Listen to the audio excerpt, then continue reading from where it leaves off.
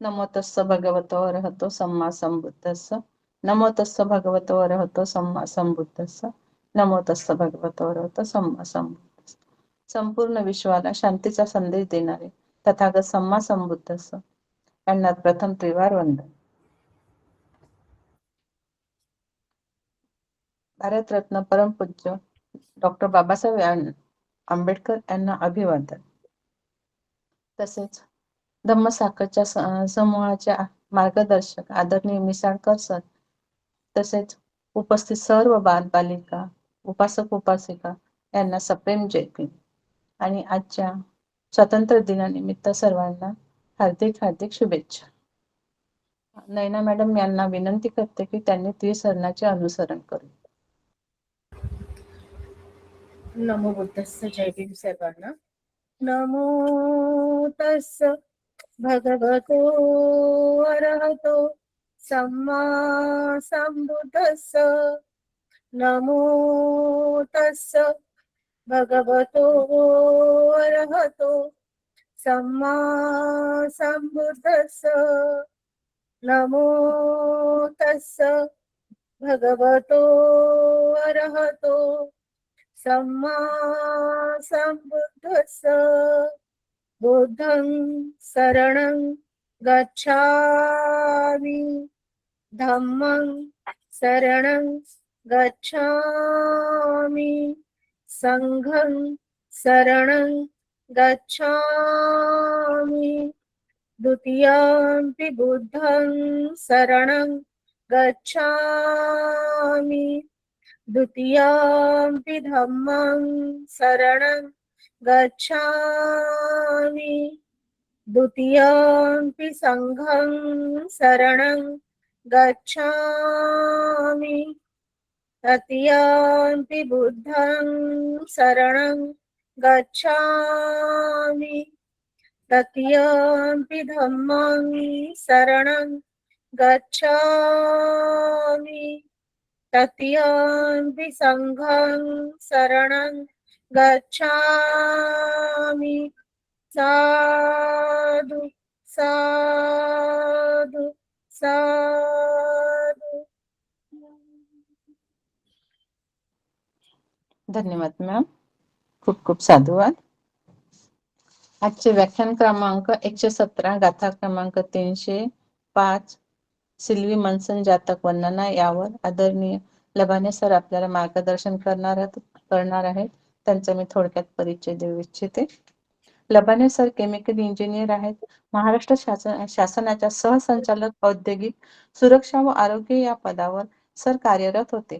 या पदावरून सर 2019 मध्ये निवृत्त झाले. पाली भाषेत त्यांनी MA केलेले आहे. पाली भाषा या विषयात त्यांनी नेट परीक्षा उत्तीर्ण केलेली आहे. पाली साहित्यावर त्यांनी बरेच शोधनिबंध केलेले आहेत. असा सरांचा थोडक्यात परिचय आहे. सरांना मी विनंती करते की सिल्वी मनसन जातक वर्णना यावर त्यांनी सर्व धम्मसाखरच्या समूहाला मार्गदर्शन करावे अशी मी सरांना विनंती करते. नमो तस्स भगवतो अरहतो सम्मा संबुद्धस्स. सर्व धम्मसाखरच्या टीम आणि सर्व उपासक उपासिका यांना स्वातंत्र्य दिनाच्या शुभेच्छा.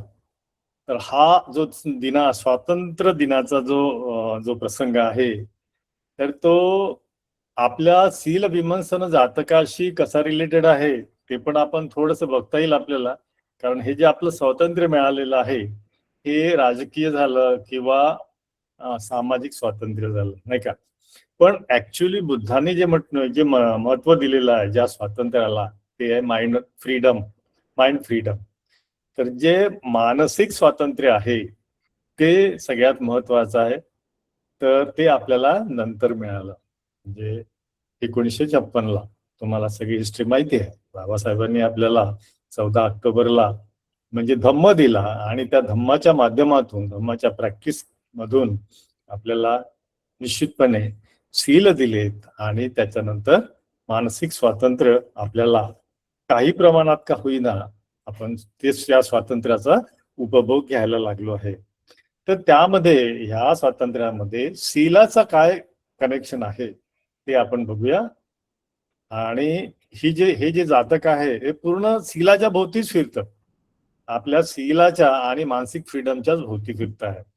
तर यापूर्वी सुद्धा बरेचसे जातक आणि अठ्ठकथा याच्यामध्ये शीलाला महत्व किती दिलेलं आहे त्याबद्दल आलेलंच आहे. त्यामुळे खूप म्हणजे असा खूप त्याला पसारा न करता काही निवडक उदाहरणं मी आपल्याला या माध्यमातून देणार आहे. तर हे जे शील विमंसन जातक आहे याचं जे रूट आहे, त्याचा जो संदर्भ आहे तो एका वेगळ्या जातकामध्ये आहे. तर तो ते जातक आहे नत्ती लोके, पुढे येईल ते जातक, जातक क्रमांक 459 हे जे जातक आहे त्याच्यामधला तो सोर्स आहे. तर आपण आता या जातकाला सुरुवात करतो आहे. शील विमंसन जातक वंदना. विमंसन म्हणजे अनालिसिस किंवा त्याची परीक्षा किंवा त्याचं क्रिटिकल अनालिसिस, शील विमंसन, विमंसा, राईट. तर हे जे जातकाची सुरुवात होते या गाथेची, नथी लोके रहो नाम इदं सत्ता चेतन विहरंतो केलेस निग्रहं आरंभ कथेसी. तर ही जी गाथा आहे, नथी लोके रहो नाम नामा इति, तर ही जी आहे ना, हे जेतवनामध्ये शास्त्राने सांगितलेले आहे, तिथे आरंभ झालेली आहे. तर कुठल्या संदर्भात? क्लेश निग्रह, म्हणजे क्लेशाचा निग्रह करण्याच्या बाबतीत त्या विषयाच्या आधारे ही कथा आरंभ होते. तर आता सांगितल्याप्रमाणे की या जातकेचं सोर्स जो आहे, वत्तु एकादश निपात, एकादशक निपाते पानीय जातके अवि भविष्यति. आवी भविष्यति, तो तुटला आहे शब्द, तो एकच आहे, आवी भविष्यति. तर तिथे आलेला आहे. तर हे जे पानीय जातक आहे, जातक क्रमांक 459, तर यामध्ये ना पूर्ण 5 घटना दिलेल्या आहेत. या 5 घटना त्या पास्ट मधल्या तिथली अतीत कथा आहेत. तर त्या आपल्याला एक्सप्लेन करायला त्या जातकाला वेगळा वेळ द्यावा लागेल. तर याची इंट्रोडक्टरी पार्ट फक्त मी सांगून आपण मूळ जातकावर येऊया आजच्या. तर एका ठिकाणी बुद्ध बसलेले असतात या जातकामध्ये, आणि त्यांच्या संघामध्ये, जो संघ रात्रीच्या प्रहरी, या संघामध्ये अकुशल विचारावरती, अकुशल गोष्टींवरती वितक्क होत असतात, म्हणजे त्यावरच चर्चा होत असतात. त्याला काय म्हणतात, असं उद्दीपित करणारे विचार या भिक्खूंच्या मनात येत असतात.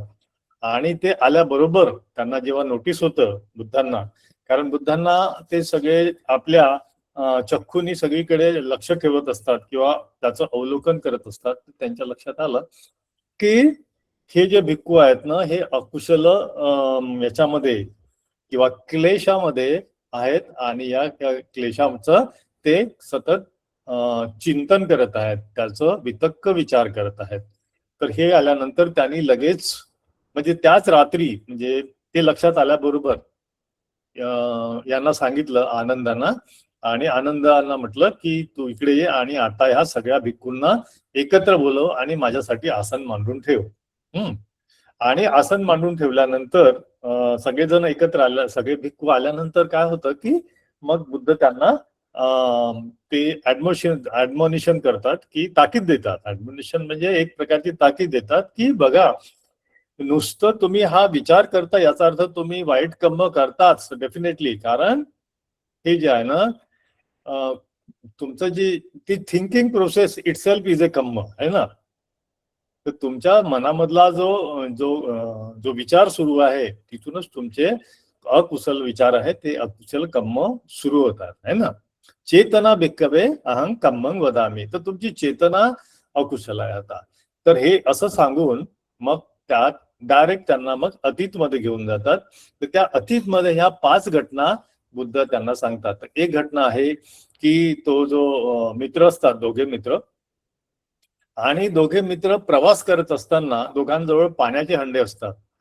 तर एक मित्र काय करतो, प्रवासामध्ये जेव्हा त्याला तहान लागते ना, तर तो स्वतःच्या हंड्यातलं पाणी न पिता तो मित्राच्या हंड्यातलं पाणी पितो, सो दॅट की आपलं पाणी राखून ठेवायचं आणि दुसऱ्याचं चोरून पिऊन म्हणजे त्याचं नुकसान करायचं किंवा चोरी करायची. तर हे झालं अदिन्न दाना. तर अशा पद्धतीचं हा अकुशल कर्म करणारा ही पहिली घटना आहे. आणि अजून एक घटना सांगतो, सगळ्या घटना आता सांगितल्या तर आपला वेळ जाईल. ही उजव्या बाजूला दिसते ही घटना आहे की एक व्यक्ती असतो, तो परस्त्रीकडे आकर्षिला जातो आणि त्यामुळे त्याच्या मनात सुद्धा अकुशल चित्त त्याचं उद्दीपित होतं, ते वृद्धिंगत होतं. आणि ह्या घटनांमुळे आता बुद्ध महत्वाची गोष्ट हे सांगत आहेत की या लोकांच्या या पाचही घटनात मधल्या हे जे 5 जण बसलेले आहेत ना समोर भिक्खू, तर यांच्या मनामध्ये जेव्हा आता हे पहिलंच उदाहरण आहे की या व्यक्तीने मित्रातलं पाणी पिल्यानंतर त्याच्या काही क्षणातच लक्षात आलं, हे महत्वाचं आहे माइंडफुलनेस, की अरे मी या मित्राच्या पाण्याची चोरी केलेली आहे आणि हे अकुशल कर्म आहे आणि याचे विपाक मला निश्चितपणे भोगावे लागणार आहेत. तर त्यामुळे तो माइंडफुलनेस होऊन त्याच्यावरती तो काम करतो आणि मनातला जो आसक्तीचा जो हे आहे, चोरी करण्याचा जो भाव आहे, त्याला नष्ट करण्यासाठी पराकोटीचे प्रयत्न करतो. हा महत्वाचा भाग आहे की नाही ठीक आहे, मी चोरी केलेली आहे, जाऊ द्या ना, आता कोणी बघितलेलंच नाही आहे, मी त्याला माफी मागून टाकेन की मी पाणी पिलेलो आहे बाबा, जाऊ दे, आता असं कर तू माझं, मी तुझं पाणी पिलेलं आहे, जेव्हा गरज पडेल तू माझं पे. No, it is not like that. तर तो जो व्यक्ती आहे तो तेव्हाच्या तेव्हा स्वतःवरती काम करतो, सम्मावायामो हे करून तो त्याच्यावरती विजय मिळवतो, त्या क्लेशातून तेव्हाच्या तेव्हा बाहेर येतो आणि नंतर तो पचेक बुद्ध होतो, है ना. तीच घटना या स्त्रीच्या बाबतीत झाली की तो व्यक्ती म्हणतो की अरे मी त्या स्त्रीकडे आकृष्ट झालो आहे. ही जी त्याच्यामधली जी भावना निर्माण झाली, आसक्तीची भावना निर्माण झाली, क्लेश निर्माण झाली, तर ती क्लेश निर्माण झाली कारण तो व्यक्तीच आहे, शेवटी माणूसच आहे. पण ती निर्माण झाल्यानंतर त्याच्यावरती कार्य करून ही अकुशल भावना कायमची नष्ट करण्यासाठी प्रयत्न केले त्याने आणि तो सुद्धा त्या ठिकाणी पचेक बुद्ध झाला. तर ह्या पाचही घटनात अशा वेगवेगळ्या कथा आहेत. तर या ठिकाणी आपण एक समजून घेतलं पाहिजे की इन्स्टंटली जेव्हा आपल्या मनात चूक झाली हे लक्षात आलं आणि ते लक्षात आल्याबरोबर त्याला केवळ बाजूला सारून नाही चालणार, त्या ठिकाणी त्या अकुशल कर्माला, वाईट कर्माला तिथल्या तिथे नष्ट करून त्याचं जे सुरूट आहे, ती तन्हा आहे, ती तिथल्या तिथे नष्ट करता आली पाहिजे. ते यातून ह्या जातक कथेमध्ये आहे. तर ह्या पाचही लोकांनी त्या ठिकाणी तसे प्रयत्न करून ते लोक पचेक बुद्ध झालेले आहेत. हा महत्वाचा भाग याच्यामध्ये. तर अशी ही बॅकग्राऊंड स्टोरी आहे. तर आपण आता पचेक बुद्ध आणि सम्मासंबुद्ध यामधला फरक जाणून घेऊया आणि मग पुढे जाऊया. ठीक आहे. तर ओके, तर पचेक बुद्ध म्हणजे जो व्यक्ती स्वतःच्या प्रयत्नाने अननुसुत्तेषु धम्मेषु सामं सच्चानी अभिसंबुध्यति. आता या लोकांनी काय केलं की स्वतःच्या स्ट्रगलने, जातक कथा आहे ती 459 नंबरची, स्वतःच्या प्रयत्नाने स्वतःचे क्लेश नष्ट करून ते बुद्धत्व म्हणजे सब्बयुत पापुपात, त्यांना पूर्ण धम्माचा आकलन झालं, त्यांना धम्म मिळाला नाही का, म्हणजेच बुद्धत्व प्राप्त झालं. परंतु जो धम्म त्यांना प्राप्त झाला तो ते इतरांना सांगू शकत नाही, कारण सब्बयुत पापुनाती नंतर काय, बलेसु वसीभाव, हा जो बल आहे इतरांना धम्म देण्याचं, जे बुद्धाकडे असतं, जे सम्मासन बुद्धाकडे असतं, ते त्यांच्याकडे नसतं. हा फरक आहे दोघांमध्ये. सम्यासंग बुद्धाची व्याख्या अशी आहे की अननसुत्तेषु धम्मेषु सामं सच्चानी अभिसंबुध्यति. हे सारखेच आहेत दोघांमध्ये की पूर्वी कधीही न ऐकलेला धम्म, स्वतःच्या कष्टाने, विदाउट एनी टीचर, स्वतः त्याला ऍब्सॉर्ब करणे किंवा त्याला रिव्हील करणे, त्याला प्रकाशित करणे आणि नंतर सब्बयुत पापुनाती, त्याच्यानंतर सर्वज्ञता मिळवणे. बलेसु वसीभाव, बलेसुच वसीभाव, सगळे बलामध्ये त्या सगळ्या बलांना वश करणे, आणि नंतर बलेसु वसी भावम, आणि त्यानंतर त्या बलाच्या आधारे इतरांना धम्म सांगणे, ही आहे सम्मा संबुद्धाची. अयंग उच्चती पुग्गलो सम्मा संबुद्धो, हे झालं सम्मा संबुद्धो. पण ह्या 5 व्यक्तींना, पचक बुद्धांना फक्त बुद्धत्व प्राप्त होते, त्यांना तसं बल नसल्यामुळे ते इतरांना धम्म सांगू शकत नाहीत. हा फरक आपण लक्षात घ्यावा. स्पेसिफिकली कॉलेज स्टुडंट्स, त्यांना आता अगदीच नवीन असतील त्यांना थोडस समजून घ्यावं लागेल, बाकी तर आपल्या अभ्यासामध्ये येतीलच या गोष्टी. तर कमिंग बॅक टू परत या स्टोरीमध्ये, तर आपल्याला बॅकग्राऊंड कळलेलं आहे. आता आपण अयंग पनेत संक्षेपो, तर संक्षिप्तपणे आता पुढे गोष्ट अशी चालली आहे. पंचसता भिक्खू अंतो जेतवने वसंता मज्जिम याम समनंतरे काम वितक्क वितक्केसु. आता ही जी घटना आहे, पूर्वीची घटना आता मी सांगितलेली आहे तुम्हाला, तर या घटनेला जोडूनच पंचसता भिक्खू, जे 500 भिक्खू आहे, जेतवनामध्ये वास करत असताना मज्जिम आयाम नंतर काय झालं की त्यांच्यामध्ये काम वितक्क उत्पन्न झाला आणि त्यावर ते चिंतन करत होते. सत्ता छसुपी रत्तीन दिवा कोठासेसु यथा एक चक्षुको चक्षुम एक पुत्तो पुत्तं चामरीवालं अपमादेन रखती एवं निश्चकालं भिक्खू आलोकेती.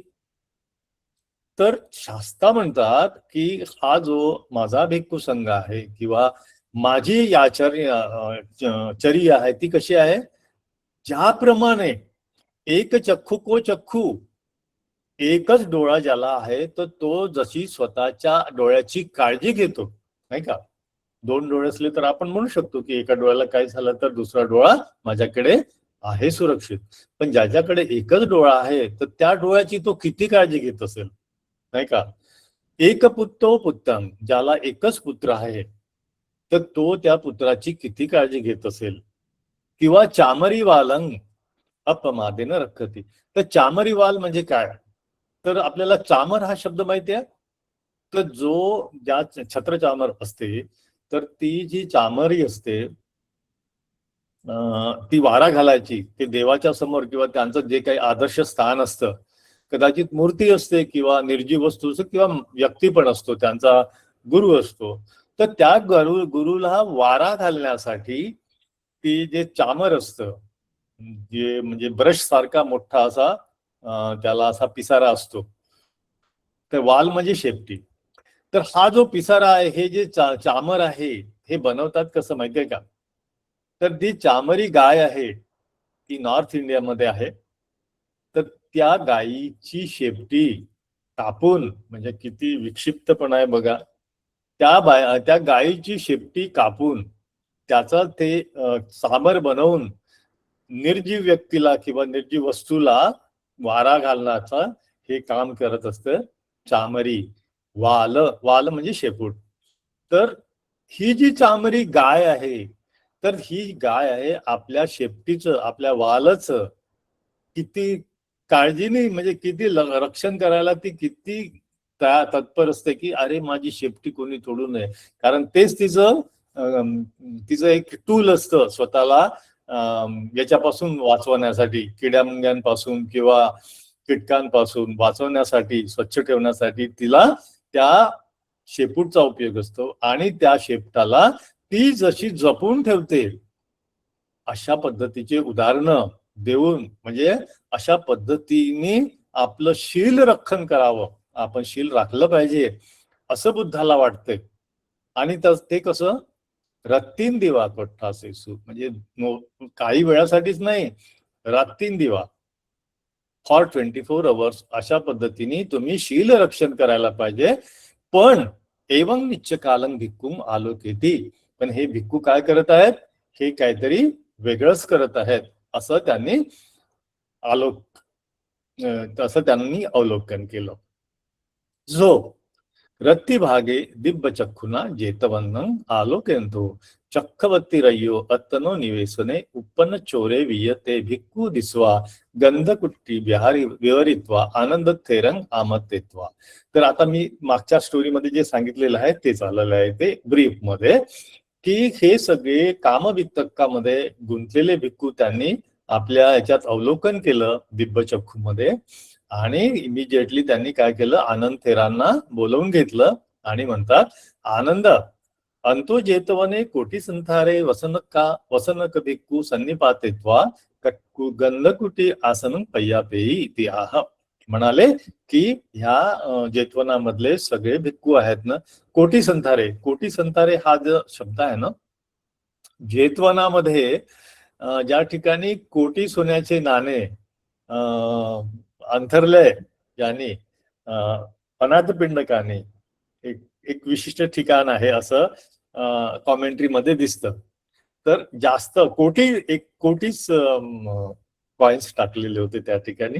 त्या ठिकाणी जे संथार बांधलेलं होतं त्या ठिकाणी ते वसनका भिक्खू सन्निपात, त्या ठिकाणी मग ते त्या सगळ्या भिक्खूंना एकत्र बोलवून मग बसायला सांगा आणि माझं सुद्धा आसन तिथे ठेवा असं आनंदला हा सांगत आहेत, बुद्ध सांगत आहेत. तर मग तशी व्यवस्था केल्या गेली. आता हे कोटी संथार मध्ये बसलेले आहेत सगळ्या भिक्खूंना बोलवलेलं आहे आणि तिथे आता भिक्खूंना बुद्ध सांगत आहेत. सो तथा कत्वा सत्तू पटिवेदेसी. आता शास्ता या ठिकाणी त्यांना उपदेश करत आहेत. आता ते रागवत नाहीत बरं का, की आता तुम्ही कामवित्तक करत आहात तर कसं, म्हणजे बुद्धांचं किती म्हणजे करुणा आहे बघा, की कामवित्तक उत्पादन झाला तर आता तुम्ही सगळे नियम मोडलेले आहेत, तुम्ही कसे अकुशल चित्तात राहता असं नाही. बघा आता पुढे काय सांगतायत बुद्ध. सत्ता पयतासने निसिदित्वा संभसंगाहिक वसेन आमंत्रित्वा. सगळ्यांना ऍड्रेस केलं नाही का. भिक्कवे पौराणिक पंडिता पाप करणे रहो नाम नथी, ती पाप न करीनसू ती वत्वा तेही याचितो अतितन आहारी. डायरेक्ट त्यांनी मुद्द्यावर चालले बनते बुद्ध. ते म्हणतात की पाप करणे, जे काही पाप झालेलं आहे त्याची लपवून ठेवण्याची जागा नाही. रहो म्हणजे टू हाईड, सिक्रेट. रहो म्हणजे सिक्रेट है ना, कॉन्फिडेन्शियल असं ठेवता येत नाही, कुठेच शक्य नाही ते. पापंग न करीनसू, म्हणून तुम्ही पाप नाही केलं पाहिजे. तर हे सांगून मग डायरेक्ट ते अतीत कथा सांगतात. आता भिक्खूंना कळलंच आहे की ते कोणते पाप करत होते नाही का. तर आता अतिते, डायरेक्ट अतिते कथा. तर अतिते वाराणसीय ब्रह्मदत्ते रज्जन कारयन्ते बोधिसत्तो ब्राह्मण कुले निब्बतित्वा वयपत्तो तथैव वाराणसीयं दिशापामोक्कं आचार्यस्य संतिके पंचन्न मानव कसतानं चेठक हुत्वा शिप्पंग उगणाती. शिप्पंग म्हणजे शिल्प किंवा टीचिंग नाही का, टीचिंग शिकवत होते उगणाती. तर ही गोष्ट आहे वाराणसी मधल्या ब्रह्मदत्त राजांच्या वेळेस बोधिसत्व जो आहे ना, बोधिसत्व तो ब्राह्मण कुलामध्ये जन्मला होता आणि मग तो एका दिशापामुख म्हणजे प्रसिद्ध, चारही दिशांनी प्रसिद्ध असलेला दिशापामुख आचार्य, त्या आचार्याकडे जाऊन आपलं अध्ययन करत होता. तर ते अध्ययन सुरू आहे त्याचं. तर त्यावेळेस आचार्यस पण वयपत्ता देता अर्थी. तर हा जो आचार्य आहे जिथे तो शिक्षण घेत आहे बोधिसत्व, तर त्याला एक वयात आलेली कन्या होती. सोचिंतेसी, आचार्य म्हणतोय, इमेस मानवकानं शीलं विमर्शित्वा शील संपन्न स एव धीतरं दसामी. तर मी काय करतो, मी असा विचार करत आहे तो की या सगळ्या माझ्या शिष्यांमध्ये शील संपन्न कोण आहे याची विमर्शा करेल, याची चिकित्सा करेल, आणि जो शील संपन्न असेल त्याला मी माझी कन्या देईल असा तो विचार करतो. सो एक दिवसन मानवके आमंत्रित्वा, सगळ्यांना बोलवलं सगळ्या शिष्यांना, आणि काय म्हणाला तो आचार्य, काय म्हणतोय, ताता स्टुडंट्स मुलांनो, मयंग धीता वयपत्ता, माझी कन्या वयात आलेली आहे. विवाह मस्सा कार्यस्वामी, तिचा विवाह करणार आहे मी. वत्थालंकारं लद्दू वठ्ठती, तिच्यासाठी वस्त्र अलंकार आवश्यक आहेत. गच्छत तुमे अत्तनो अत्तनो यातकानं अपस्संतानं एवं थेनेत्वा वस्त्रालंकारे आहरतं केनची अदिठ्ठमेव गणामी. केनची अदिठ्ठमेव, कोणाला दिसलं नाही पाहिजे. दस्सेत्वा आबतं न गणामी. तर काय म्हणतो तो आचार्य की माझ्या मुलीसाठी वस्त्रालंकार पाहिजे आहेत, पण गच्छत म्हणजे तुम्ही जा आणि तुम्ही वस्त्रालंकार आणा. पण कंडिशन ही टाकली की अत्तनो अत्तनो, जे वेगवेगळे जे आपले जे वस्त्रालंकार तुम्ही आणाल ते आणताना अपसंतना एव थेनेत्वा. थेनेत्वा म्हणजे चोरून, थेनेत्वा, थेन म्हणजे चोरी, चोरून आणायचे आहे. आणि कोणीही कोणाचा म्हणजे ते चोरी करताना कोणीच बघितलं नाही पाहिजे, ही पहिली कंडिशन आहे. ठीक आहे. आणि आपापल्या यातकानं, आपल्या आपल्या नातेवाईकांकडून आणायची आहे चोरून, बघा. आणि मग ते वस्त्रालंकारे आहरत, हे आणायची आहेत सगळे वस्त्रालंकार. आणि तसे त्वा आभतं न गणामी, म्हणजे जर हे तुम्ही चोरी करून आणताना जर कोणी बघितलं असेल तर असं जे तुमचे वस्त्रालंकार तुम्ही आणलेले आहेत ते मी स्वीकारणार नाही. असे सगळे तर सगळे एकदम खुश, अरे आपण चोरून आणू आणि आता आचार्य आपल्याला आपली मुलगी देणार. तर अशा पद्धतीने ते आपापल्या कामाला लागतात. आता पुढे ते साधू ती संपटित चित्वा ततोपट्टाय यातकानं अपस्संतानं थेनेत्वा वक्त पिळंधानादी आरंती. तर ते म्हणलं ठीक आहे, आम्ही आणतो. संपटित छत्वा म्हणजे सिक्रेट ठेवून, आणि अपसंतानं कोणी न बघता चोरून आणून त्यांनी सगळे वस्त्र पिळंदानी वस्त्रालंकार आहरंती. आणि आचार्य आबत आबत विस्सुम विस्सुम ठपेसी. तर प्रत्येक जण आणायचा तिथे आणि आपलं सिक्रेटली देऊन टाकायचा आचार्याकडे. आता या चित्रामध्ये काय झालेलं आहे की सगळ्या त्यांच्या शिष्यांना एकत्र दाखवलं, कारण चित्र खूप मोठे झाले असते ना. तर हा जो शिष्य आहे, एक एक शिष्य काय करत आहे, सिक्रेटली आणून तो आपल्या आचार्यांना आचार्याच्या स्वाधीन करत आहे. आणि आचार्य विचारतो, कोणी पाहिलंच नाही ना तुला चोरी करताना? नाही आचार्य. तर मग हे घ्या. तर मग तो काय करतो, विसुंग विसुंग ठप्पेसी, अच्छा या स्टुडंटनी हे आणलेलं आहे का, बाजूला ठेवा. मग त्याच्या बाजूनी दुसऱ्याचं, मग तिसऱ्याचं, मग असं करून त्या 500 म्हणजे 499 स्टुडंटचं जे चोरी केलेलं जे धन आहे किंवा जे वस्त्रालंकार आहे तो तसा विंचू विसून ठपेसी ते ठेवून दिलेत त्याने. ठेवल्यानंतर मग आता हा जो बोधिसत्व आहे याने काही आणलेलं नव्हतं. हा बिचारा एका ठिकाणी उभा राहतो, म्हणजे त्याला देण्याला काहीच नसतं त्याच्याजवळ. तर मग बोधिसत्व पण किंची आहारी न किंची आहारी, म्हणजे बोधिसत्वाने काहीच आणलेलं नाही आहे. अथ नंग आचार्य आह. नंग म्हणजे त्याला, बोधिसत्वाला आचार्य म्हणतो, त्वं पण तात तू तात न किंची आरसी, तू काहीच आणलेलं नाहीयेस. मग म्हणता की बोधिसत्व म्हणतो, आम आचार्य, होय आचार्य. मग म्हणतं कसं काय, सगळ्यांनी आणलं आणि तू नाही आणलंस, असं काय? आणि ती कन्या बघते हे सगळं, यांचे सगळे कारनामे हे बघत आहे. तर मग आता बोधिसत्व उत्तर देतो की तुम्हे न कसची पसंतस आबत गणत. तुम्हीच म्हटलं होतं की कोणतीच गोष्ट जी आणताना कोणी पाहिली नाही पाहिजे, पसंतस पाहिली नाही पाहिजे. पण पाप करणे रहो नाम न पसामी, पण मी अशी कोणतीच जागा पाहिली नाही, कोणतीच ठिकाण पाहिले नाही ज्या ठिकाणी हे रहो म्हणजे सिक्रेसी राहील. जे काही मी पाप करणार आहे, चोरी करणार आहे, मी गेलो तिथे पण मला असं निदर्शनास आलं की हे जे चोरीचं मी पाप करतो हे सिक्रेट राहील, अशी कुठलीही वस्तू किंवा असं कुठलेही ठिकाण मला दिसलं नाही, असं म्हणून त्यांनी बोधिसत्वानी ते एक्सप्लेनेशन दिलेलं आहे. आणि म्हणून मी काहीच आणू शकलो नाही. कारण जी गोष्ट लपवून आणताच नाहीये, जी लपवून राहतच नाही, तर ती मी आणू कशी काय, असं बोधिसत्व सांगत आहेत. ती दिपेंतो इमा, असं स्पष्टीकरण देऊन इमा द्वे गाथा आहात. आता हा बोधिसत्व या 2 गाथा म्हणतोय. कोणती गाथा? नथी लोके रहो नामं पापकम्मं पकुब्बतो पस्संती वनभूतानी तंग बालो मय्यती रहो. या ठिकाणी रहो म्हणजे सेक्रेट. तर अशी नथी लोके रहो नाम, या पूर्ण लोकामध्ये, या जगामध्ये, या विश्वामध्ये पापकर्म पकुब्बतो, पाप कर्म केलेली गोष्ट कधीही सिक्रेट राहत नाही, लपून राहत नाही.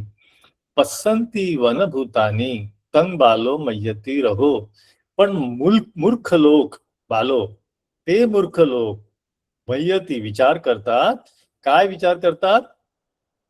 की वनभूतानी, जर ते जंगलातून त्यांनी चोरून आणलं असतं, उदाहरणार्थ, की पसंती वनभूतानी पाहिलं असेल ना, वनातल्या प्राण्यांनी बघितले असेल, तर ते कुठे विटनेस आहेत आपल्याला, ते कुठे सांगायला येणार आहेत की या व्यक्तीने हे चोरून आणलं किंवा काय. तर असा हे मूर्ख लोक विचार करतात. पण ते मूर्ख असतात, त्यांना माहिती नसतं की कोणीतरी हे बघितलेलंच आहे ना. तर त्यांना वनभूतांना सुद्धा निग्लेक्ट करायचं नाही आहे, म्हणजे कोणीतरी बघणारा आहेच शेवटी. तर ही झाली गाथा क्रमांक 17, की कोणतंही पाप लपून राहत नाही. आणि पुढची गाथा त्यालाच अनुसरून अयंग रहो न पस्सा, अहंग रहो न पस्सामी सुय्यवापी न विज्जती. खूप गंभीर वाक्य आहे, गंभीर गाथा आहे. अहंग रहो न पस्सामी, हे असे जे लपून राहण्याची जागा मला दिसत नाही. सुय्यवापी न विज्जती म्हणजे ज्याला म्हणतो ना आपण शून्य पण नाही आहे. एखादी गोष्ट म्हणतो की जस्ट इट इज, तीळ मात्र पण शंका नाही जेव्हा म्हणतो ना, तर तीळ मात्र म्हणजे शून्य, म्हणजे झिरो पण जागा नाही आहे. बिलो म्हणजे there is no place for hiding the कुसला, अशी मला जागा दिसत नाही आहे. न विज्जती यथ यथन अयंग न पस्सामी असूय होती तंगमया. अजून गंभीर सेंटेन्स, की अशी गोष्ट मला अय्य न पस्सामी, अन्य पाहिलेलं नाही आहे, मी केलेलं पाप अन्यांनी पाहिलेलं नाही आहे, पण ते असूय होती न तंगमया, मी पाहिलेलं आहे ना, आय हॅव सीन इट. तर ते सुय्य कसं राहू शकतं? असूय म्हणजेच पाप केल्यावरती कोणी जरी नसेल पाहिलं, जंगलातल्या प्राण्यांनी नसेल पाहिलं, पण मी विटनेस आहे ना त्याला. मग असं कसं म्हणता येईल की कोणीच नाही बघितलं पाप? See the statement, see the statement of Dhamma this Atthakatha. ही इतकी गंभीर कथा आहे, गंभीर वचन आहे, हे गाथा आहे. तर आता त्याचे अर्थ सांगितलेले आहेत. तत्थ रहो पटिच्छन्न ठान, पटिच्छन्न म्हणजे झाकून ठेवणे, रहोती सिक्रेट, वनभूतानी ती म्हणजे वनभूत म्हणजे कोण? वने निबत्त भूतानी, वनामधले निर्माण झालेले भूत म्हणजे भूत प्राणी म्हणतो ना, भूतदया, तर ते निर्माण त्याला वनभूतानी हा एक्सप्लेनेशन दिलेला आहे. आता बालो कोणाला म्हटलेला आहे? तंग बालो तंग पापकम्म रहो मया कतंती बालो मय्यती. मूर्ख लोक कोणाला म्हटलेलं या ठिकाणी की पापकर्म करतो, पण हे मला माहिती आहे, फक्त इतरांना माहितीच नाही आहे. पण असं जे म्हणतात तेच खरे मूर्ख आहे. सुय्यवापीती या शब्दाचा अर्थ दिला आहे यंग वा ठानं सत्तेही सुय्य तुच्छ भावेय तंपी नथी ती आह. शून्यचा अर्थ म्हणजे ज्याची सुतराम शक्यता नाही, तंपी नथी काहीच नाही, अशी कोणतीच ठिकाण नाही लपवण्याची, असं त्या अर्थाने सुय्य हा शब्द आलेला आहे. असं हे या ठिकाणी स्पष्टीकरण दिलेलं आहे. मग हे सगळं, ह्या 2 गाथा म्हटलेल्या आहेत कोणी? बोधिसत्वानी. त्याचा अर्थ आपण समजून घेतलेला आहे. आता याच्यावरती आचार्य काय म्हणतात बघा. आचार्य तसं प्रसिद्धित्व, आचार्यांना काय झाला, आनंद झाला, प्रसन्न झाला, प्रसन्नता आली नाही का, प्रसिद्धित्व. मग काय म्हणतात, तात न मयं गेहे धनं नथी, दोनदा निगेटिव्ह आलेला आहे. तुम्ही असं समजू नका की माझ्याकडे धन अजिबात नाही, म्हणजेच माझ्याकडे धन ऑलरेडी आहे. तुम्ही वस्त्रालंकार आणण्यासाठी मी नाही पाठवलं तर तुम्हाला, माझ्याकडे ऑलरेडी वस्त्रालंकार आहेत. अहं पण शील संपन्न धीतरं धातु कामो इमे मानवके विमन संतो एवं कासी एवं अकासी मम धिता तुय्यम एवं अनुच्छविका डिझर्व अनुच्छिका म्हणजे की तुय्यमेव, तूच फक्त डिझर्व आहेस, कारण तू शील संपन्न असल्यामुळे, तूच शील संपन्न आहेस. आणि म्हणून धीतरं अलंकारित्वा बोधिसत्वस्य अदासी, स्वतःच्या मुलीला अलंकृत करून बोधिसत्वाला त्यांनी दिलेली आहे स्वतःची मुलगी. नंतर शेष मानवके, सगळ्या बाकीचे जे त्यांचे स्टुडंट्स होते त्यांना म्हटलं तुम्हेही आभताभत, आभत आभत दोन शब्द आहेत, आभत आभत तुम्हाकं गणम गेहमेवं नेथा, म्हणजे तुम्ही काय जे साहित्य आणलेलं आहे, तुम्ही काय जे चोरी करून आणलेलं अलंकार आहे, काय करा, इथून घ्या आणि निघा, इथून आपापल्या कामाला निघा, नेथा घेऊन जा, ती आणा, असा आचार्यांनी म्हटलेला आहे. धीतरं अलंकारित्वा बोधिसत्वं अदासी, याच्यासाठी एक वेगळी स्लाइड केली. आपल्या पीपीटीचे जे चित्र आहेत त्या चित्राला न्याय देण्यासाठी आपण ही वेगळी केली आहे. तर अशा सगळे स्टुडंट बघत आहेत, आणि ज्या व्यक्तीने अजिबात शील न तोडता प्रामाणिकपणे जो बोधिसत्व त्या आचार्याकडे जातो त्यालाच स्वतःची कन्या अलंकृत करून दान दिलेली आहे, तिच्याशी विवाह करून दिलेला, तिचा विवाह करून दिलेला आहे बोधिसत्वाशी, अशी ही कथा आहे. सत्ता, आता शास्ता म्हणतात, ही आता अतीत कथा सांगितली, आता परत त्यांना आता निर्देश देत आहेत. सत्ता इति खो भिक्कवे ते दुःशील मानवका अत्तनो दुःशीलताय तं इत्थी न लभिसू, त्या लभिन्सू, त्या दुःशील जे लोक होते त्या अतीत कथेमधले, त्यांना ती इत्थी, ती त्यांची कन्या न लभिन्सू, मिळू शकली नाही. इतरो पंडित मानव, जो राहिलेला एक पंडित मानव आहे, इतर आहे, त्याला तो कसा होता, शील संपन्नताय लभी, फक्त जे शील संपन्न असलेल्याच व्यक्तीला ती कन्या मिळाली. ती वत्वा अभिसंबुद्ध हुत्वा इतरा द्वे गाथा अभासी. मग आता जो बुद्ध, आता बुद्ध ती कथा सांगत आहेत, आता बुद्ध दोन गाथा ज्या म्हणत आहेत त्या पुढच्या गाथा आहेत. तर ही जी गाथा आहे, दुजच्चोच सुजच्चोच नंदोच सुखवड्डितो वज्जोच अद्धुवशीलो च ते धम्म जहुं अत्थिका. इथे म आला आहे त्या दोन याच्या जोडीमुळे, जहुं अत्थिका, जहूवर अनुस्वार आहे.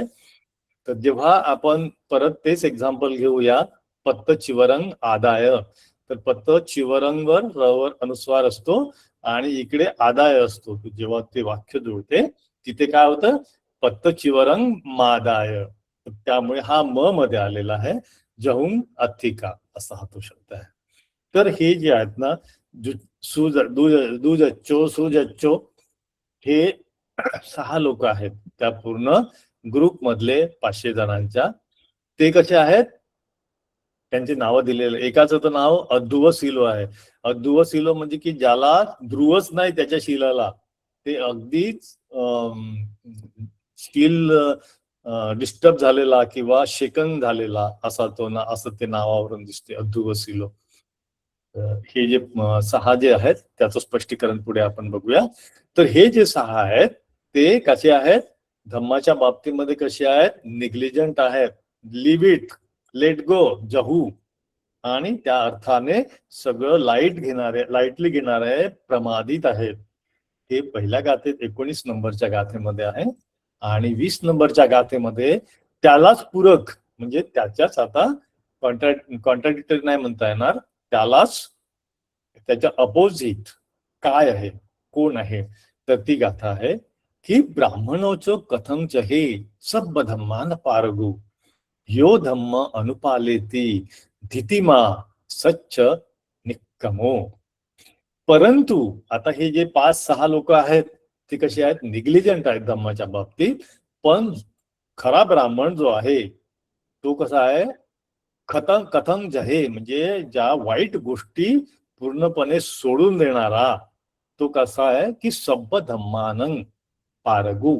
पारगूचं आपल्याला खूप गंभीर अर्थ आपल्याला वैशालीताईंनी सांगितलेला आहे, तोही अर्थ आपण घेऊ. आणि पारगू म्हणजे या सब्ब धम्मामध्ये सगळ्या धर्मामध्ये तो पारंगत झालेला असा तो आहे. तर दोन्ही अर्थ पुढे याच्यामध्ये येणार आहेत, विश्लेषण मध्ये येणार, आता पुढे येईल ती.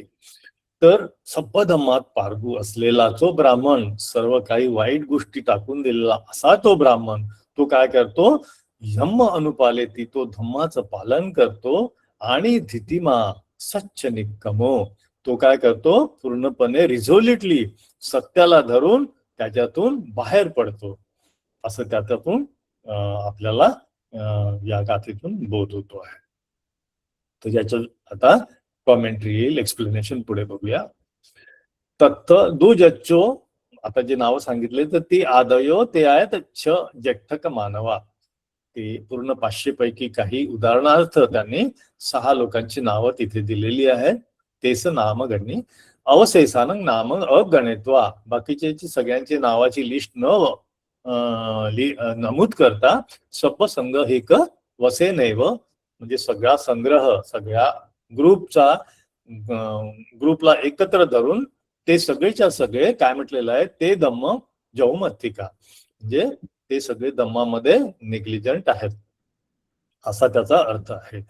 तत्थ तेती सभ्ये पीते मानवा, म्हणजे तत्थ तेती म्हणजे सभ्ये पीते मानव, सगळ्यांसाठी तत्थ या शब्दाचा अर्थ आहे.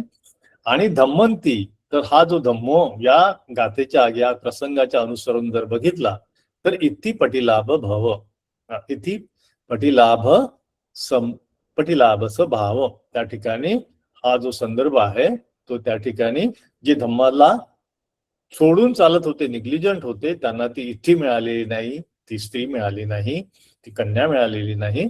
पण जो धम्माच्या याच्यामध्ये रिझोल्यूट होता, जो शील संपन्न होता, त्याला ती इत्थी मिळालेली आहे, असं या धम्मच्या अर्थाने घेतलं आहे इथे. जहुमत्थिका ती जहू अत्थिका, आता सांगितलेल्याप्रमाणे अत्थिका. अयमंग वापाठो मकारो पदव्यंजन संधी वसेन बुत्तो, हा जो मकार आलेला आहे मधला म आलेला आहे ना, त्याचं तो म का आलेला आहे याचं उदाहरणासहित मी ती संधी कशी झालेली आहे ते मी सांगितलेलं आहे. आपली गाथा संपत आलेली आहे अगदी कमी वेळात. इदंग उत्तंग होती, तर असं म्हटलेलं आहे की सब्बे पीते मानवा ताय इत्तिया अत्थिकाव हुत्वा अत्तनो दुस्सिलताय तंग इत्थी पटिलाभ स्वभावं जहिंसू. तर हे सगळेच्या सगळे जे दुस्सिल होते ते काय झाले, इत्थी लाभापासून मुकले, त्यांना ते नाही मिळू शकले. यांनी इन शॉर्ट सांगितलेलं आहे, शॉर्ट मध्ये इदंग मुक्त होती. तर आता हे जे ही स्टोरी कळली आपल्याला पूर्णपणे. ब्राह्मणोच्या आजच्या येती इतरोपण शील संपन्नो ब्राह्मणो, तर ब्राह्मणांचा जो मेन होता, जो शील संपन्न ब्राह्मण होता, तो बोधिसत्व होता. कथम जहेती केन कारण तंग इत्ती पटिलाभ स्वभावं जैसती, म्हणजे अजून एक्सप्लेनेशन सुरूच आहे. तर इत्ती पटिलाभ ते लक्षात आलं की सब धम्मानंती इमच मी ठाणे लोकियानी. आता जे पारगू शब्दाचा अर्थ जो गंभीर अर्थ आहे, पहिल्यांदा तर पार करणे किंवा जो ओघ आहे तो पार करणे. किंवा सभ्यधम्मामध्ये पारंगत होणे हा एक अर्थ. आणि हा जो धम्माचा भवसंसाराचा जो ओघ आहे, जो काय म्हणून त्याला पूर आहे, महापूर आहे, त्याला पार करण्यासाठी जो प्रयत्न करतो, कसा प्रयत्न करतो, इमस्मिठाने लोकियानी पंचशिलानी दशशिलानी तिन्ही सुचरितानी म्हणजे काया वाचा मनाने सब धम्म नामं तेसन सो पारंगतो. ह्या सगळ्या गोष्टीच्या आधारे हे सगळ्या धम्माचे पालन करून शील, नंतर चरित आणि धम्माचं आचरण आणि अभ्यास हे सगळं करून जो पारगतो, जो पार होतो, या भवचक्राच्या महासागरातून जो पार होतो त्याला पारगू म्हटलेलं आहे. वैशाली मॅडमनी हे याचं एक्सप्लेनेशन यापूर्वी दिलेलं आहे. ते बिलकुल तंतोतंत या ठिकाणी मी मांडायला मला संधी मिळाली. म्हणजे थँक्यू वैशाली मॅम. धम्मंती प्रकारम एवं धम्म यो अनुपालेती रखती. धम्माचा अर्थ परत इथे दुसरा दिलेला आहे की उत्तपकाराने धम्म यो अनुपालेती, जो धम्माचा योग्य प्रकारे अनुपालन करतो त्याला धम्मंती म्हटलेला आहे. धितिमाती शील रखन धितिया समनागतो. तर धितिमा म्हणजे स्ट्रीट फास्टली, जो शील रक्षण करण्यासाठी समनागतो म्हणजे त्या मार्गावर चालतो त्याला म्हटलं आहे धितिमा, रिझोल्युटली फॉलो करतो. सच्च निक्कमो होती म्हणजे स्वभावभूते यथा उत्ते शील धम्मे निक्कमेन समनागतो. सच्च निक्कमे म्हणजे सच्च स्वभाव आहे, म्हणजे जे काही सत्याच्या आधारे किंवा जे काही आपण सत्य आहे, जे काही आर्य सत्य आहे, जे काही आपल्याला यथाभूत आपण जाणतो त्याच्या आधारे आपण शीलाचं आचरण करायचं आहे त्याला म्हटलेलं आहे सच्च निक्कम. या सगळ्या एक्सप्लेनेशन्स आहेत आपल्या गाथेमधल्या. तर ही या ठिकाणी अट्टकथा संपलेली आहे. सत्ता इमंग धम्मदेशनं आहारित्वा सच्चानी पकासित्वा जातकं संबोधानेसी. या ठिकाणी जातकाचं संबोधन होत आहे. सच्च परियोसाने हे सगळं सांगितल्यानंतर तानी पंच भिक्खू सतानी अर्हते पती थैंसू. बघा, जे कामवित्तकामध्ये गुंतलेले 500 भिक्खू पंचसत हे सगळेच्या सगळे अनंत झाले. किती मोठं ट्रान्सफॉर्मेशन झाले बुद्धांच्या एका डिस्कोर्स मध्ये, एका देशनेमध्ये. तदा आचार्य, त्यावेळेस आचार्य सारिपुत्र होसी पास्ट मध्ये, आणि पंडित मानवो पण अहमेवं अहोसी. तर आचार्य त्यावेळेस होते ज्यांनी कन्या दिली बोधिसत्वाला, ते होते सारिपुत्र. आणि पंडित मानवो तो होते अहमेव, मी स्वतः होतो, असं या ठिकाणी बुद्ध संबोधन करतात जातकाचं. तर इतकी सुंदर म्हणजे हे जातक मला भावलं. आणि आजच्या परिस्थितीमध्ये शिलाला किती महत्व आहे हे तुमच्या लक्षात आलं असेल की जेव्हा आपण एखाद्या काय करतो की व्यवहारामध्ये काम करतो, खूप चांगले काम करत असतो, कधी कधी तर म्हणजे असं वाटतं की ह्या कम्माचा आम्हाला खूप चांगलं फळ मिळेल, म्हणजे खूप पुण्यकर्म मिळेल, खूप प्रसिद्धी मिळेल. पण हेच पुण्यकर्म करत असताना जर तुमच्या हातून शील पालन होत नसेल तर ते त्या कर्माचं जो विपाक आहे की त्याचे जे पुण्यकर्म आहे ते खूप म्हणजे निगेटिव्हला जातं, हे लक्षात घ्या. म्हणून प्रत्येक वेळेस शील पालन हे महत्वाचंच आहे. म्हणजे शील पालनाशिवाय पुढे जाताच येत नाही, प्रोग्रेसच नाही होत. तुम्ही कितीही कष्ट करा, इतरांची सेवा करा, एखादी सत्कार्य करायचा प्रयत्न करा. आपण बरेचदा म्हणजे सोसायटीमध्ये बघतो की खूप दानधर्म करत असतात लोक, खूप साऱ्या याला संस्थांना दान देत असतात, है ना, मोठमोठ्या धर्मशाळा बांधत असतात, आणि स्वतःच्या वैयक्तिक लाईफ मध्ये ते शील पालन करत नाहीत. असं ज्या ठिकाणी घडतं त्या ठिकाणी तुमच्या लक्षात येईल की ते शील पालन त्यांचं परफेक्ट किंवा योग्य नसल्यामुळे मगाशीचे उदाहरण आपण बघितले की ती चमरी गाय कशी आपली रक्षण करते आपल्या शेपटीचं, किंवा एक डोळा असलेला माणूस जसं आपल्या याचं रक्षण करतो तशा पद्धतीचं रक्षण जर केलेलं नाही शिलाचं, तर त्यांनी केलेले इतर कर्म ते तेवढे फलदायी होत नाहीत. हे प्रत्यक्ष आपण अनुभवातून किंवा व्यवहारातून आपल्याला दिसत असतं. आपण डॉक्टर बाबासाहेब आंबेडकरांचं जर उदाहरण घेतलं तर लक्षात येतं की सील हे किती टॉप प्रायोरिटीवर बाबासाहेबांनी ठेवलं होतं.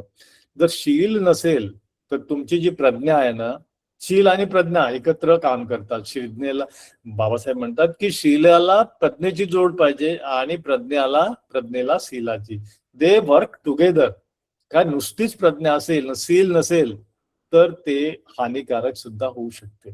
म्हणून शील सगळ्यात महत्वाचं आहे.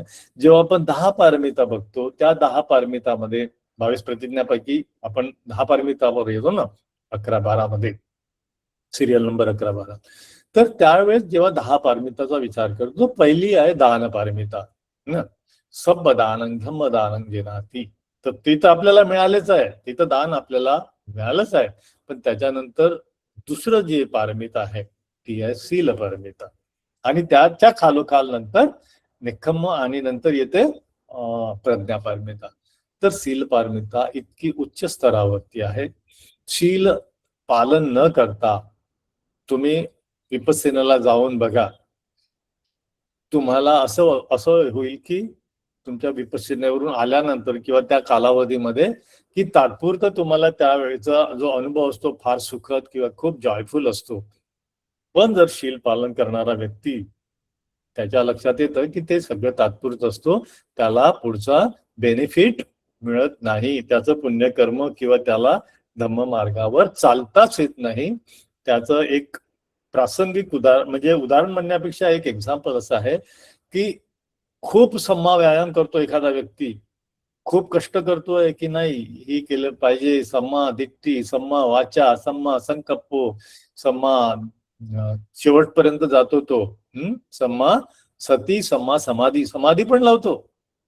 पण हे सगळं करत असताना ज्याप्रमाणे जर त्याचं शील सुरुवातीला है ना, शील जर त्याचं विस्कळीत असेल तर त्याची उपमा दिलेली आहे एका बोटीला, की हे सगळे कष्ट करत आहे पण त्याची बोट आहे ना ती कुठल्या तरी खुंटीला बांधून ठेवलेली आहे, आणि हे त्याला माहितीच नाहीये की ती बोट बांधून ठेवलेली आहे आणि तो सगळे कष्ट करत आहे, सम्मा दिट्ठी सम्मा वायामो सगळं करत आहे, पण त्याची जी प्रोग्रेसची बोट आहे ती पुढे सरकत नाही.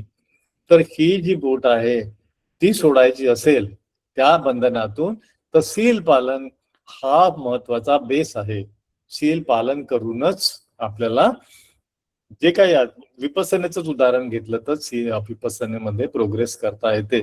Otherwise all the efforts are just futile, it's a wastage of time. तर मी जेव्हा लोक विपස්සनेला जातात त्यांना हाच सल्ला देतो, तुम्ही शील पालन कराल, आताही करा आणि त्यावेळेसही करा, आणि तरच हे बघू नका की इथे तर मला कोणीच नाही बघत आहे, मी काय फरक पडतो, नाही का, नाही केलं म्हणजे नोबडी इज सीइंग देअर. पण तो स्वतः असतो ना बघायला की हे मी शील तोडत आहे म्हणून. ते हेच सांगत आहेत बुद्ध या कथेमध्ये. तर हे आपण लक्षात घेतलं की शीलाला एवढं प्राधान्य दिलेलं आहे. तर एक गाथा नाही का जटासुत्तामध्ये तर म्हटलेलं आहे की शीले पतिष्ठाय नरोस पयो. एक जो ब्राह्मण आहे ना, जटा ब्राह्मण, जेव्हा बुद्धांना विचारायला येतो की ह्या जटा म्हणजे बुद्धाला त्रास द्यायलाच येतो तो, की ह्या माझ्या जटा आहेत कशा सोडवायच्या ते सांग. अंतो जटा वही जटा जटा जटिता प्रजा तंग तंग गौतम पुच्छामी कोई मग विजटय जट. सांगा, हे सांग गौतमा सांग की ह्या माझ्या जटा मी कशा सोडवू. बुद्ध तर त्यांना तेवढंच समर्पक उत्तर देतात की आधी काय कर तू, शीले पतिष्ठाय नरोस पय्यो चित्त पय्यच भावय. तू पहिल्यांदा शीलाचं पालन कर, शीलामध्ये तुझं चित्त प्रतिष्ठित कर, आणि नंतर तू प्रज्ञेची भावना कर. नंतर तू काय, शीले पतिष्ठाय नरोस पय्यो चित्त पय्यच भावय आतापि निपको भिक्खू इमंग सो इमंग विजटय. अशा पद्धतीने तुझ्या ह्या जटा पूर्णपणे सोडवल्या जातील, असं ते उत्तर आहे. आणि या एकाच गाथेवरती विशुद्धी मग्ग हा संपूर्ण ग्रंथ आपल्याला हे आचार्य बुद्धघोषांनी लिहिलेला आपल्याला सगळ्यांना माहिती आहे. तर हे शिलाचं महत्व आहे. तर याच्या अनुषंगाने आता शिलाच्या बाबतीमध्ये आपल्याला खूप साऱ्या अट्टकथा घेतल्या, तर मी असं मला वाटतं की काही उदाहरणं जे मीच शिलावरचे जे काही अट्टकथा घेतलेल्या आहेत त्याचं एक दोन उदाहरणं देतो आणि मी संपवतोय. तर कामनित जातक बघितलं आपण 228 क्रमांक. जे नवीन उपासक आहेत त्यांच्या माहितीसाठी हे फारच उपयोगी येईल की ह्या सगळ्या युट्यूब चॅनलवरती अवेलेबल आहेत. तर ह्या कामनित जातक मध्ये काय होतं की तो जो राजा आहे ना तो नुसत्या त्या कामवासनेमध्येच गुरफटलेला असतो. आणि त्यावेळेस डाव्याकडल्या चित्रामध्ये बघा, आणि तो जेव्हा जो शक्र असतो वरती जो दिसतो चित्र तो शक्र आहे, ते बोधिसत्व असतात. त्यांच्या लक्षात येतं की हा राजा तो प्रजेच्या बाबतीमध्ये कुशल कम न करता हा याच्यामध्ये गुरफटलेला आहे. तेव्हा तो काय करतो राजा, तो शक्र त्याला याचं रूप घेऊन, एका ज्योतिषाचं रूप घेऊन येतो की मी तुला इतके नगर मिळवून देईल, लालूच देतो. आणि लालूच दिल्यानंतर राजा खुश होऊन जातो, अरे आता मला अजून 3 नगर मिळणार आहेत. आणि ते झाल्यानंतर मग ते नंतर गायब होऊन जातो तो ज्योतिषी. कुठे कोणते नगर आणि काय आणि कसे मिळवायचे त्याचा काहीच पत्ता नाही. तर त्या आसक्तीमध्ये राहून तो जो राजा आहे ना तो आजारी पडतो. आणि आजारी पडल्यानंतर त्याला कोणतंही औषध लागत नाही. आणि औषधी न लागल्यामुळे काय होतं की मग त्याला काही इलाज मिळत नाही. तेव्हा मग पुन्हा तो बोधिसत्व शक्र पुन्हा त्याला एका वैद्याच्या स्वरूपात त्याच्याकडे येतो आणि त्याला दिसना देतो, बघ ह्या सगळ्या तुझ्या आसक्ती आहेत ना, या आसक्ती काहीच कामाच्या नाही आहेत. ते तुला जे 2-3 नगर पाहिजे होते तर त्याला प्रश्न विचारतो की समजा तुला ते तिसरे 3 नगर मिळाले आणि आता जे आहे ते 4थं नगर जिथे तू आता ज्याच्यात जे तुझ्या ताब्यात आहे, या सगळ्या मिळून जर तुला मिळाले तरी तू 4 बेडवरती झोपणार आहेस काय? 4 नगरातल्या 4 बेडवरती झोपणार आहेस? 4 ताटामध्ये जेवणार आहेस? 4 प्रकारचे अंगरखे घालणार आहेस? तो म्हणतो राजा नाही, मी तर एकच घालेल, एकाच बिछाण्यावर झोपेल. तर तिथे दिसना देतो हा बोधिसत्व आणि त्याला त्या कामनीतमध्ये म्हणजे त्या सेन्शुअल प्लेजर्स मधून बाहेर काढतो. ही एक कथा खूप सुंदर कथा आहे, नक्की वाचा. एक धम्मपद अट्टकथामध्ये शॉर्ट मध्ये घेतो मी. तयोजनवत्थू आणि सुप्रबुद्ध सख्यवत्थू. हा जो सुप्रबुद्ध आहे ना हा यशोधरेचा वडील आहे आणि तो फार दुष्ट असतो, त्याला नेहमी द्वेष असतो बुद्धांबद्दल. आणि काय होतं की तो रिवेंज घेत असतो आणि दारू पिऊन रस्त्यावर हे करत असतो, बुद्धाची रस्ता अडवतो की यांनी माझ्या मुलीला हे केलेलं आहे, बर्बाद केलेला आहे, याला मी कधीच येणं, हा श्रमण बनलेला आहे. तर त्याला नाही ना आवडत ते, तो हेट करतो बुद्धाचा आणि म्हणतो की मी याला भिक्षाटनाला बुद्धाला जाऊ देणार नाही. आणि दारू पिऊन तो रस्त्यात बसतो. बुद्ध तिथून परत जातात आणि परत गेल्यानंतर स्माइल करतात बुद्ध आणि म्हणतात की हा माणूस आता सरळ निर्यामध्ये जाणार आहे. तर हे निर्यामध्ये जाणार आहे हे याला समजते, या सुपबुद्धाला. तर तो काय करतो, 7व्या माळ्यावर जाऊन लपून राहतो. बुद्ध म्हणतात की हा 7व्या दिवशी तर मरणारच आहे, म्हणजे जमिनीत जाणारच आहे. तर 7व्या माळ्यावरती जाऊन लपून राहून सुद्धा सिच्युएशन अशी क्रिएट होते की तो 7व्या दिवशी खाली येतो आणि त्या कोलाहल निर्माण होतो. खूप मोठी स्टोरी आहे. आणि त्या तशाही सिच्युएशन मध्ये बरोबर 7व्या दिवशी तो जमीन खाली उतरल्याबरोबर त्या जमिनीमध्ये तो जमीन अशी विभंगते आणि त्या ठिकाणी तो पडतो. त्या ठिकाणी बुद्धाने ही गाथा म्हटली आहे, न अंत लिखे न समुद्र मज्जे न पब्बतानं विवरं पविसंग न विज्जती सो जगती पदेसो यत्थितो मुच्चेय पापकम्मो. अशी कोणतीच जागा नाही. या गाथेच्या आपल्या आजच्या अर्थकथेच्या अनुषंगाने बघा किती सिमिलर सांगितलेलं आहे. की या विश्वामध्ये पर्वतावर किंवा जमिनीवर किंवा आकाशात किंवा समुद्रात अशी कुठलीही जागा नाही तिथे पाप कर्म तुमचे लपवता येतील.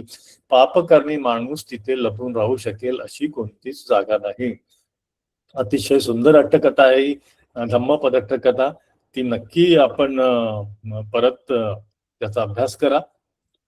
नंतर आपण आताच बघितला काही दिवसापूर्वी चूळप्रलोभन जातक या ठिकाणी सुद्धा ही जी स्त्री आहे ना ही बोधिसत्वाची पत्नी असते आणि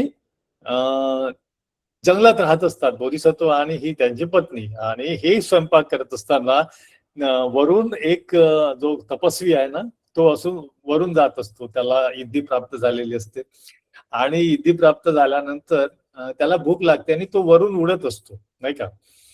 भूक लागल्यानंतर तो त्या जंगलातून जाताना बघतो की या ठिकाणी धूर येत आणि तिथे झोपडी दिसते त्याला. तर तो म्हणतो की मी पिंडपाताला इथे गेलं पाहिजे.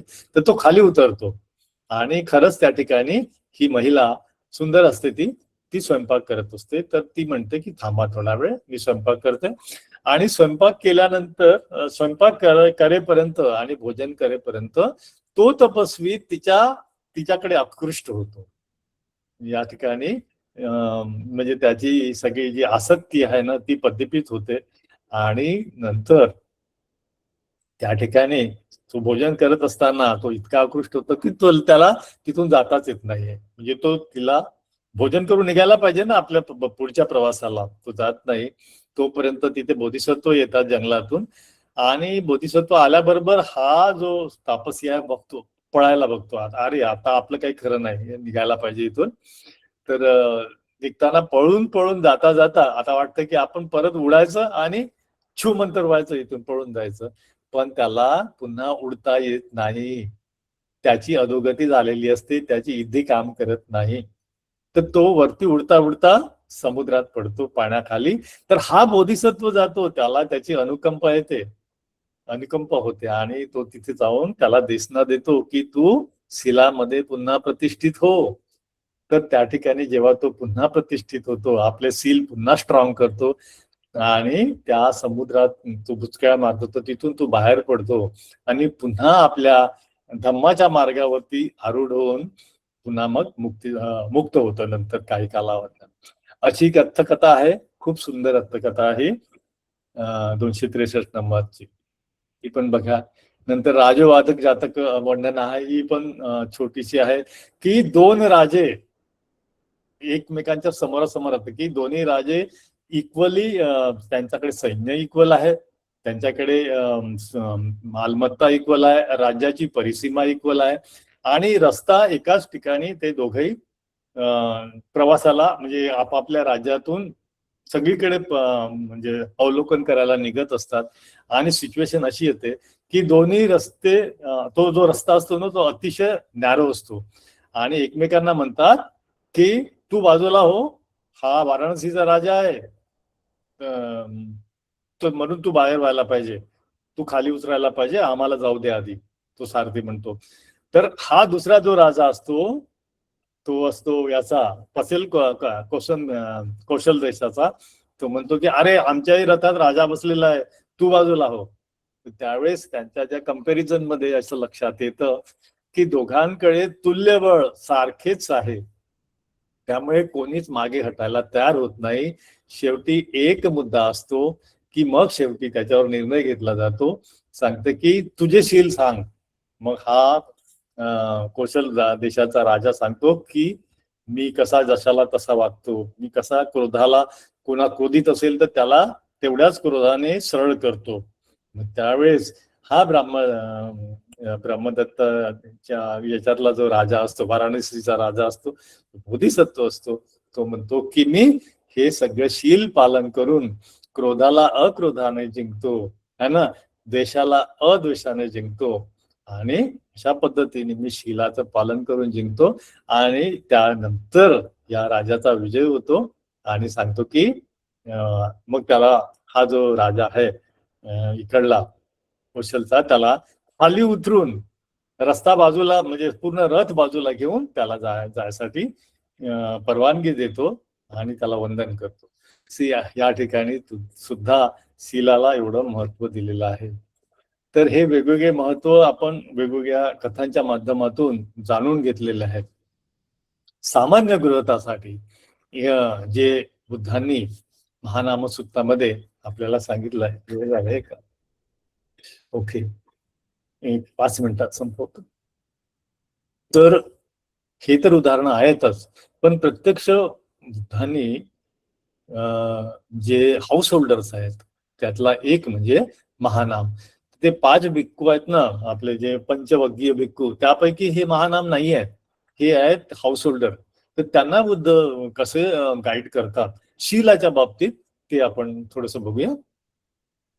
तर हा महानाम बुद्धांना म्हणतो की कितावतपन बनते उपासको शीलवा होती. तर कशा पद्धतीने उपासक हा शीलवान होतो, तर बुद्धांना त्याच्यामध्ये 2 प्रश्न दिसतात. उपासक कोणाला म्हणायचं आणि शीलवान कसा होतो उपासक ते पण सांगायचं. तर त्यासमोर ती घटना आहे. एकं समयं भगवा सक्के सुविहरती. हे शाक्य भगवा सक्के सुविहरती म्हणजे शाक्य देशात विहरती कपिलवत्थुस्मी निग्रोधारामे. आता हे कपिलवत्तू मध्ये आहेत आणि अथको महानाम सक्को भगवंतं एतदवोच. आता इथे सक्को आलं आहे हे लक्षात घ्या. हा सक्क म्हणजे सक्को देवराजा नाही.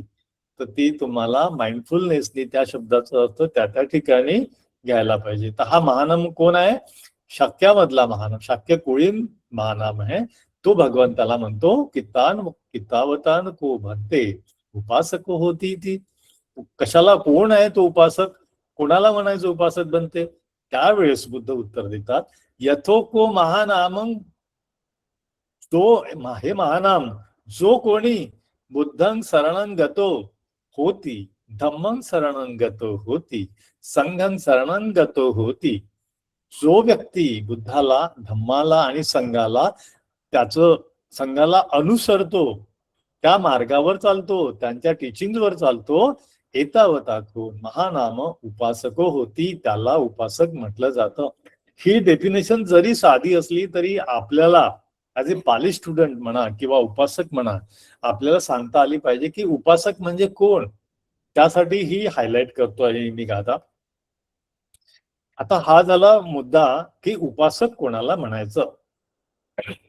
नंतर पुढचा प्रश्न आहे की शीलवा कसा होतो तो. तर कितावतापन बनते उपासको शीलवा होती.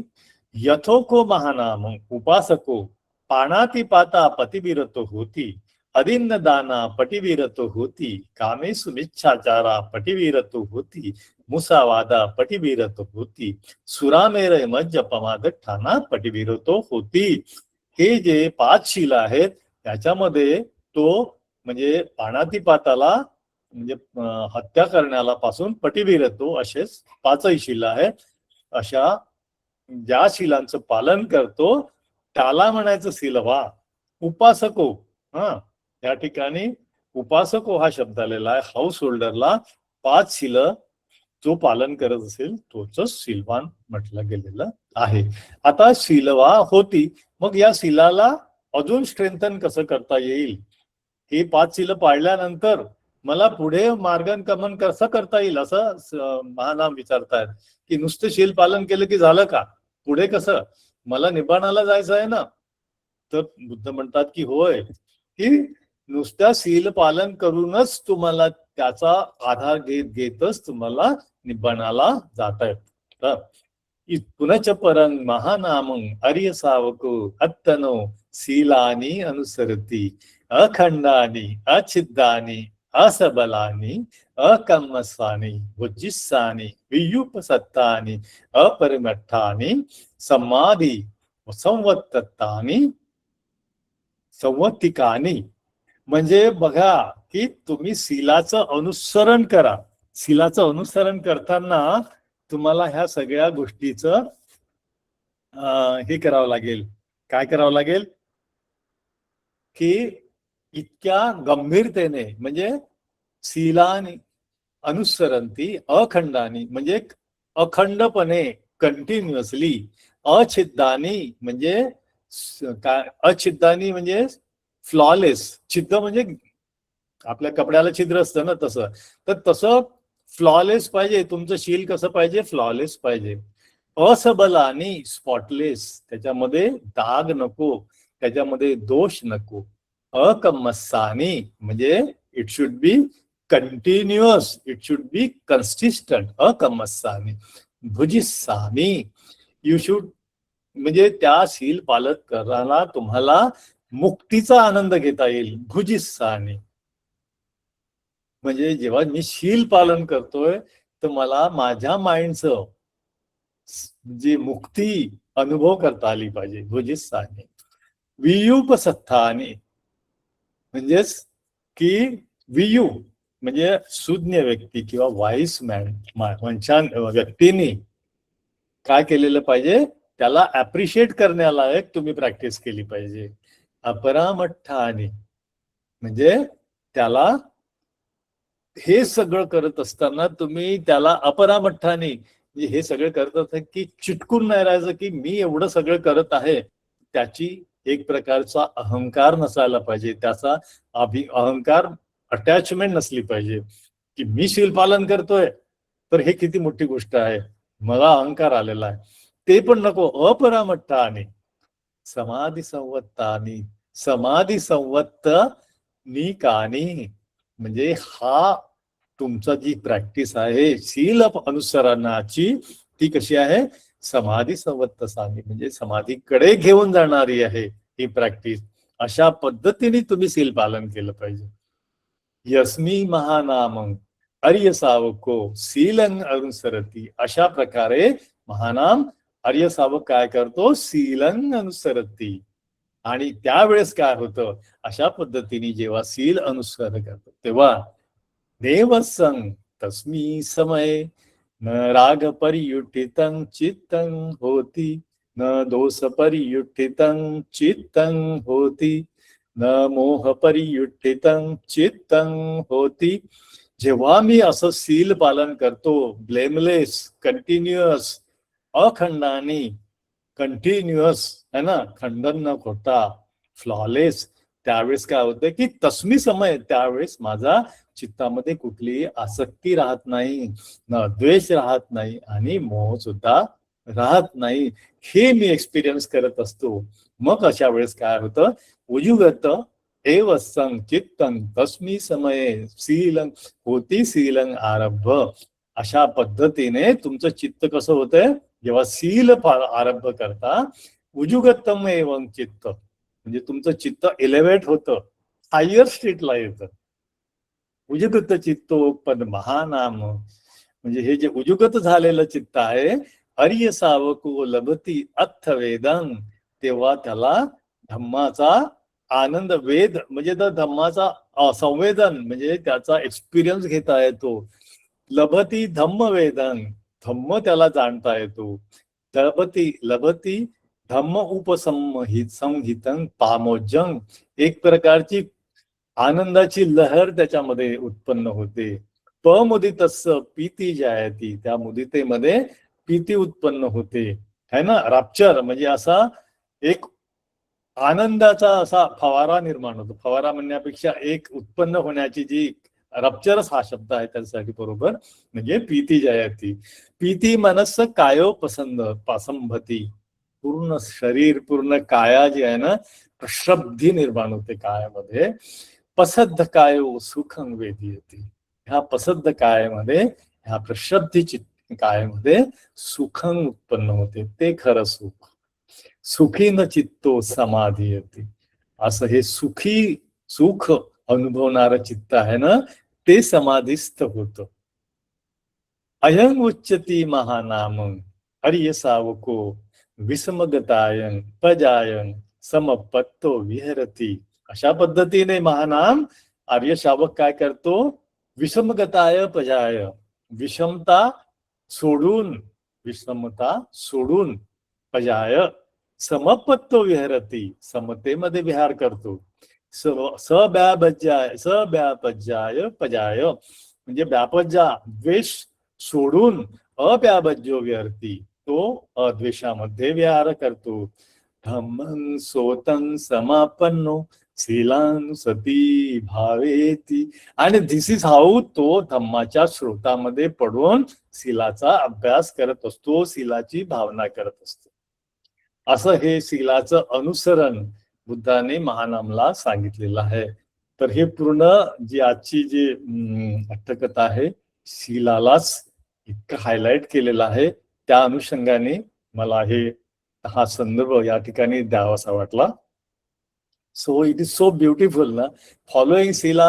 म्हणजे आपण आयुष्यात मध्ये किंवा ज्या वेळेस शीला फॉलो करतो ना आपण खरोखरच, त्यावेळेस यू गेट दिस.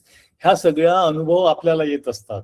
जेव्हा तुम्ही शीलाचं अनुसरण करता तर येतच असतात तुम्हाला सगळ्यांना. जे जे प्रॅक्टिस करतात त्यांना वेगळं सांगायची गरजच नाहीये.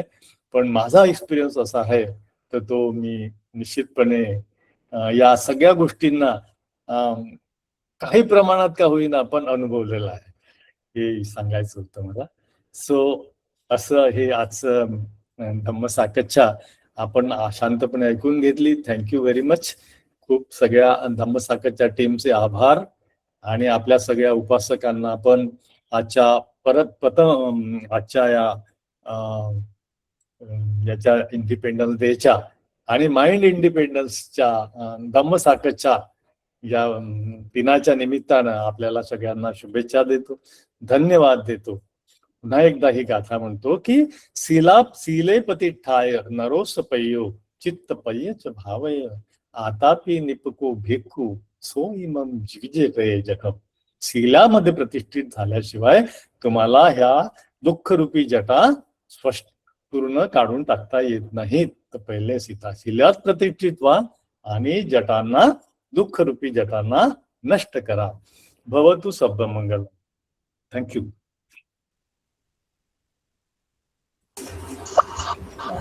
धन्यवाद सर, खूप खूप धन्यवाद. खूप छान तुम्ही मार्गदर्शन केले आहे सिल्वी माणसं जातक वंदनावर. आणि त्याच्यासोबतच तुम्ही 263 चिवडा पल्लवभन जातक आणि 151 राजोबाद जातक वंदना घेतलेली आहे. आपल्या खूप छान सांगितलं. आणि मानवी जीवनात शीलाचे किती महत्व आहे आणि शील पालन केल्याने त्याचे काय फायदे होतात मानवाला, याचे खूप सुंदररित्या विस्तृत वर्णन केलेले आहे. खूप खूप धन्यवाद सर. थँक्यू. आपला हा मंच आता प्रश्न उत्तरासाठी खुला करण्यात आलेला आहे. कोणाला काही प्रश्न असतील तर निश्चित आपण विचारावे. हॅलो सर, बोलू शकते का? हा बोला मॅडम. हा, प्रश्न नाहीये, पण तुम्ही खूपच सुंदर सांगितलंय जातक जे आहे ते, आणि इतकी छान उदाहरणं दिली. म्हणजे दिलेल्या विषयापेक्षाही तुम्ही अवांतर खूप विषय त्याच्यामध्ये घेऊन खूप छान प्रकारे समजावून दिलात. आणि तुमचं लेक्चर जातक ऐकणं म्हणजे पर्वणीच असते. आम्हाला खूप वेगवेगळे संदर्भ त्याच्यामध्ये मिळतात. त्यासाठी तुम्हाला खूप खूप धन्यवाद आणि साधुवाद. साधू साधू. Hello sir. बोला. आपण विस्तृतपणे सांगितलं आहे, पण छोट्या छोट्या गोष्टी असतात. जसं आपण एखाद्या ठिकाणी गाडी पार्क करतो, तिचे पैसे देत नाही, किंवा एखादी गोष्ट लपवून ठेवतो, तर साध्या गोष्टी जोडतो. याबद्दल आपण काय शेअर करू शकाल सर? बरोबर. तर बुद्धांनी त्याबद्दल माइंडफुल राहायला सांगितलेलं आहे की म्हणजे असं म्हटलेलं आहे एका गाथेमध्ये की छोट अकुशल कर्म सुद्धा आपण करता कामा नये. कारण आपल्याकडे येणार नाही ते छोट्या कर्माचा विभाग, असं समजून आपण निग्लेक्ट करायचं नाही आहे. तर या गाथेमध्ये, या आजच्या डिस्कशन मध्ये हेच आलेलं आहे की ह्युमन बिईंग आहे. तर आता तुम्ही म्हटल्याप्रमाणे छोट्या छोट्या गोष्टी आपल्याकडून होतात निश्चितपणे, पण त्याच्यावरती तुम्हाला वर्कआउट करायला संधी देत आहेत Buddha. You can always have opportunity to rectify it. परत नेक्स्ट टाइम कधी चूक परत कधी नेक्स्ट टाइम कधी होणार नाही, म्हणजे याची काळजी तर घेऊ शकतो ना कमीत कमी. ठीक आहे, ती घडलेली आहे गोष्ट. That is mindfulness. Okay sir, thank you. Sir मी बोलू? हा मॅडम, कविता मॅडम बोला. हम्म. धन्यवाद सर. खूप सोप्या पद्धतीने आणि सुटसुटीत काय म्हणतो ना, सुटसुटीत मांडणी करून तुम्ही हा विषय खरं तर समजून सांगितला. आणि जसं तुम्ही सांगितलं की छोट्या छोट्या गोष्टीतनं आपल्यामध्ये चेंजेस करावे लागतात, तर ते आपण सकाळी उठतो ना, तो सराव मंगल मैत्रीने जर आपण उठतोय, उठल्यानंतर आपण मंगल मैत्री स्वतःलाही घेतो आणि इतरांनाही देतो आणि त्यानंतर आपण पुढे जातोय, म्हणजे दिवसाची सुरुवात करतोय. तर मला असं वाटतं ही सरावाची गोष्ट आहे. बरोबर आहे की आपण बुद्धांनी सांगितलेले याच्यावर चालण्याचा प्रयत्न करतो आणि हे खूप छान म्हणजे छान करेक्ट. अनुभूती आहे. मी ऍग्री आहे तुम्ही जे बोलताय बरोबर आहे. समव्यायाम तुम्ही प्रयत्न करताय, तुम्ही तुम्हाला तुमच्या माइंडला प्रशिक्षित करताय सकाळी उठल्याबरोबर की मैत्री देताय, म्हणजे तुमचा जो द्वेष आहे तो निश्चितपणे त्याच्या अँटीडोट वर काम करत आहे. हो सर, धन्यवाद. धन्यवाद सर परत एकदा. दिलीप सर बोला. जय भीम सर, नमो बुद्धाय. नमो. सर, आजचं जातक तुम्ही खूपच सुंदर, म्हणजे शीलाचं महत्व आपल्या आयुष्यामध्ये आणि धम्मामध्ये किती उच्चस्थानी आहे हे तुम्ही खूपच सुंदर समजावून सांगितलं. सर, मला एक असा प्रश्न पडला की आचार्य ज्यांच्याकडे, हे आचार्यांचं स्थान पण त्यांनी सांगितलं की ते चारही दिशांना प्रसिद्ध असलेले आणि ज्ञानी असलेले हे आचार्य आहेत. हो हो. तर ते आचार्य जे म्हणजे सारिपुत्त होते, तर ते असं कसं सांगतात त्यांना, आपल्या शिष्यांना, की तुम्ही जे वस्त्र अलंकार घेऊन यायचे आहेत ते चोरून घेऊन यायचे आहेत आणि ते तसं करताना मात्र कोणी पाहिलेलं नसावं. बरोबर. तर ही जी त्यांनी जी अट घातली ती त्यांनी म्हणजे समजून उमजून घातली होती का त्यांनी ती तशी घातली आणि नंतर बोधिसत्वांच्या उत्तरामुळे त्यांच्या याच्यामध्ये प्रकाश पडला? तर ते मला जरा समजून हवं होतं. ओके.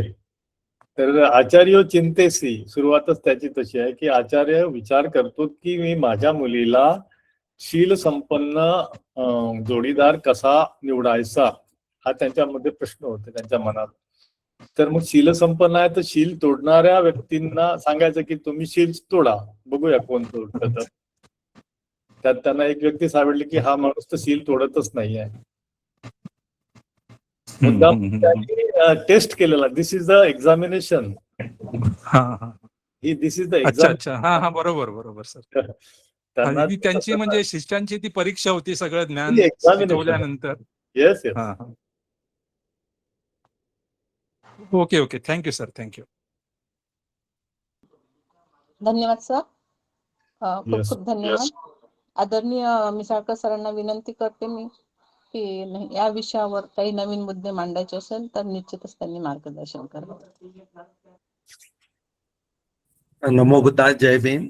ऍक्च्युली मी नाही बोलायचं ठरवलं होतं सर, पण तुमचं व्याख्यान खूप छान झालं आणि खूप महत्वाचा विषय आहे तो. म्हणजे शीलावर जे आपलं तुम्ही चर्चा केलेली आहे, या कथेच्या अनुषंगाने त्यात बरेच संदर्भ तुम्ही दिलेले आहेत. म्हणजे या कथेमध्ये म्हणजे अख्खा भिक्खू संघ, म्हणजे जो ती टीम होती तिथे, जो समूह होता, तो सगळं काम भावनेने बाधित झालेला आहे. आणि बुद्ध किती केअरफुली प्रत्येकावर वॉचफुल आहेत किंवा किती बारीकने त्यांच्यावर लक्ष ठेवत आहे. त्यांचा प्रोग्रेस कुठे आहे, हे कुठे भटकत आहेत, हे सगळं लक्ष ठेवून नंतर मग त्यांनी सगळ्यांना एकत्र बोलवलं आणि नंतर उपदेश केलेला आहे. तर हा जो महत्वाचा विषय आहे, म्हणजे वैशाली मॅडम बोलणारच आहेत. तर शील समाधी पहिया जे म्हणतो ना, की आपण विचार करा ना, म्हणजे आता इथे बहुतेक लोक मेडिटेटर आहेत किंवा आपण म्हणू की विपश्यनावाले आहेत किंवा काही ध्यान करणारे आहेत, किंवा जे नाही आहेत, तर त्यांनी फक्त प्रयत्न करा. म्हणजे लेक्चर झाल्यावर, जेवण झाल्यावर जस्ट 10 मिनिटं तुम्ही कॉन्सन्ट्रेट करू शकता का? मनाला तुम्ही चित्त एकाग्र तुमचं होऊ शकतं का? फक्त 10 मिनिटच प्रयत्न करा, ज्यांनी विपश्यना केली नाही त्यांच्यासाठी. आणि तुमच्या लक्षात येईल की नाही, तुम्ही 10 मिनिटं सुद्धा तुम्ही मन एकाग्र करू शकत नाही. आणि मन एकाग्र नाही झालं तर कोणते विचार तुम्हाला बाधा आणत होते, म्हणजे 10-15 मिनिटं पण तुम्ही तुमचं चित्त एकाग्र करत नव्हते, तर ते नोंदी करून ठेवा. या कारणामुळे माझं चित्त विचलित झालं, डिस्ट्रॅक्ट झालं.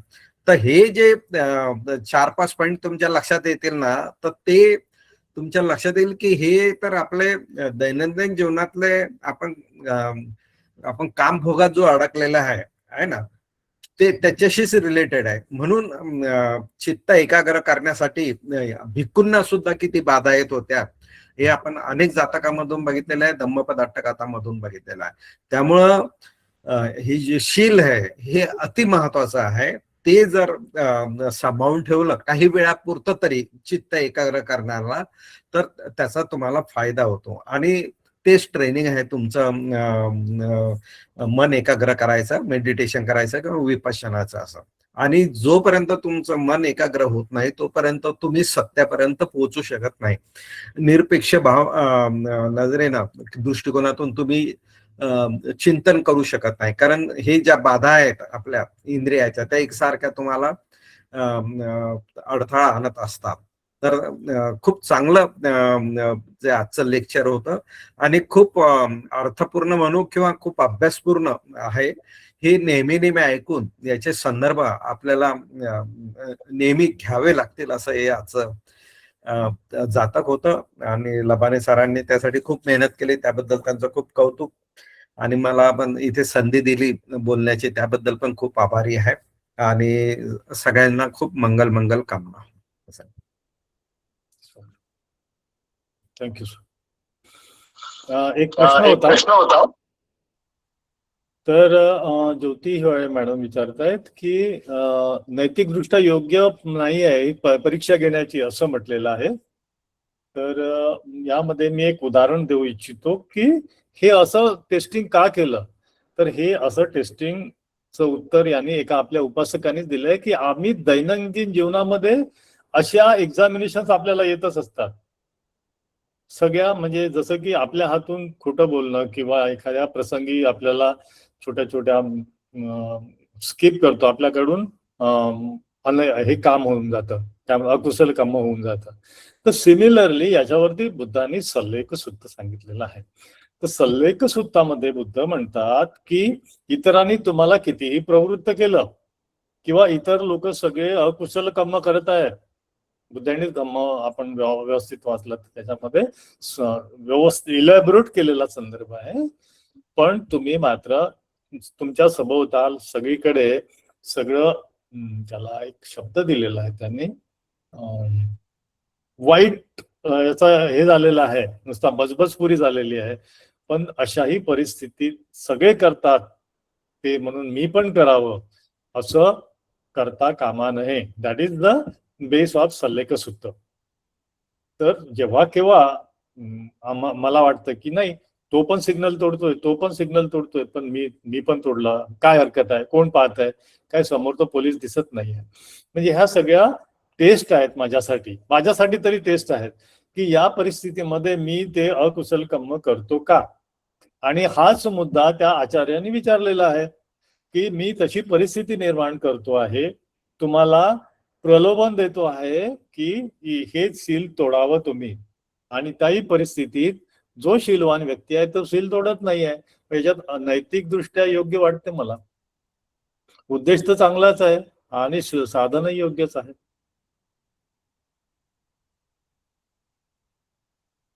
बोधिसत्वानी नाही म्हटलं की मी नाही करणार चोरी, त्यांनी सांगितलं तुम्ही चोरी करू ना. त्यांना तपासायचं होतं की चोरी कोण कोण करते बघूया. I think that is the answer. अजून काही ऍड करायचं असेल आन्सर इतर उपासकांना किंवा आमच्या धम्मसंकटच्या टीमला, प्लीज कम फॉरवर्ड. धन्यवाद सर, खूप खूप धन्यवाद. मी वैशाली गायधनी मॅम यांना विनंती करते की या विषयावर मार्गदर्शन करा.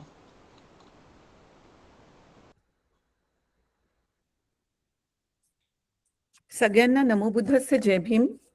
आणि थँक्यू सर, खूप छान तुम्ही सांगितलं. पण मी बोलायच्या आधी ना मी म्हणेल की गायधनी सरांना पण आपण थोडं म्हणू की त्यांनी पण सांगावं, मग मी शेवटी सांगते. ठीक आहे सर? ठीक आहे सर.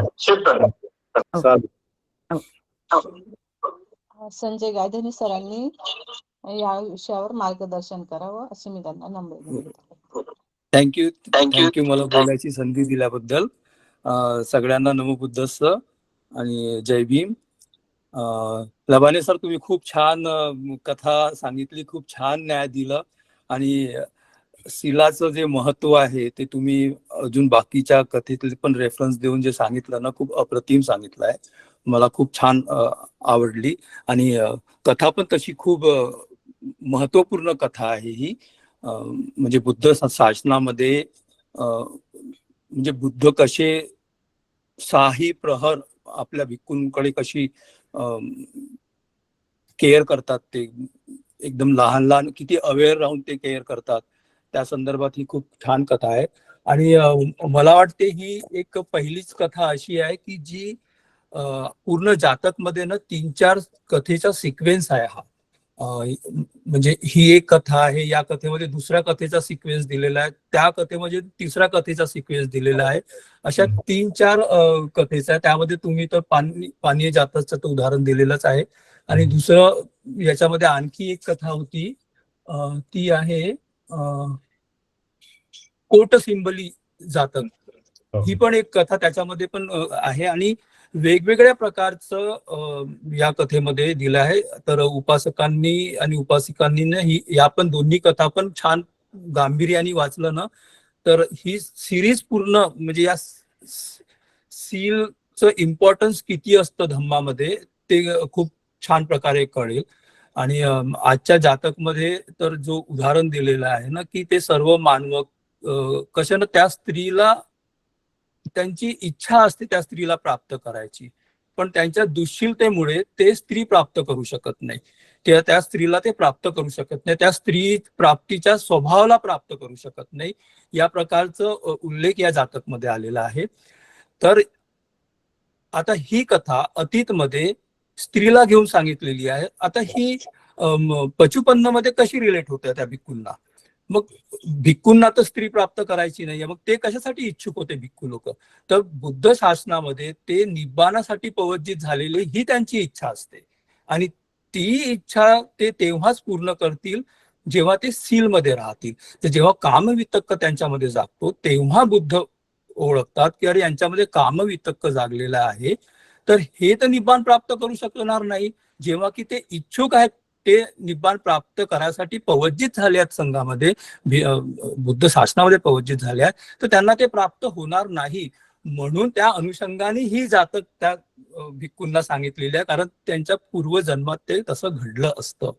तर हे खूप छान प्रकारे बुद्धांनी ते प्रस्तुत केलेलं आहे आणि त्यांच्या जे पण संवेदना जागल्या असतील, कामवितक्क म्हणजे सगळेच भिक्खू साधनेमध्येच असतात ना, तर सगळ्यांचे संखारावर आलेले असतात. तर हा एक ग्रुप ऑफ भिक्खू संघ सांगितलेला आहे की तेवढ्या भिक्खूंना तसं कामवितक्क जागलेलं आहे, म्हणजे तेव्हा संवेदना तेवढ्या वरती आलेल्या आहेत.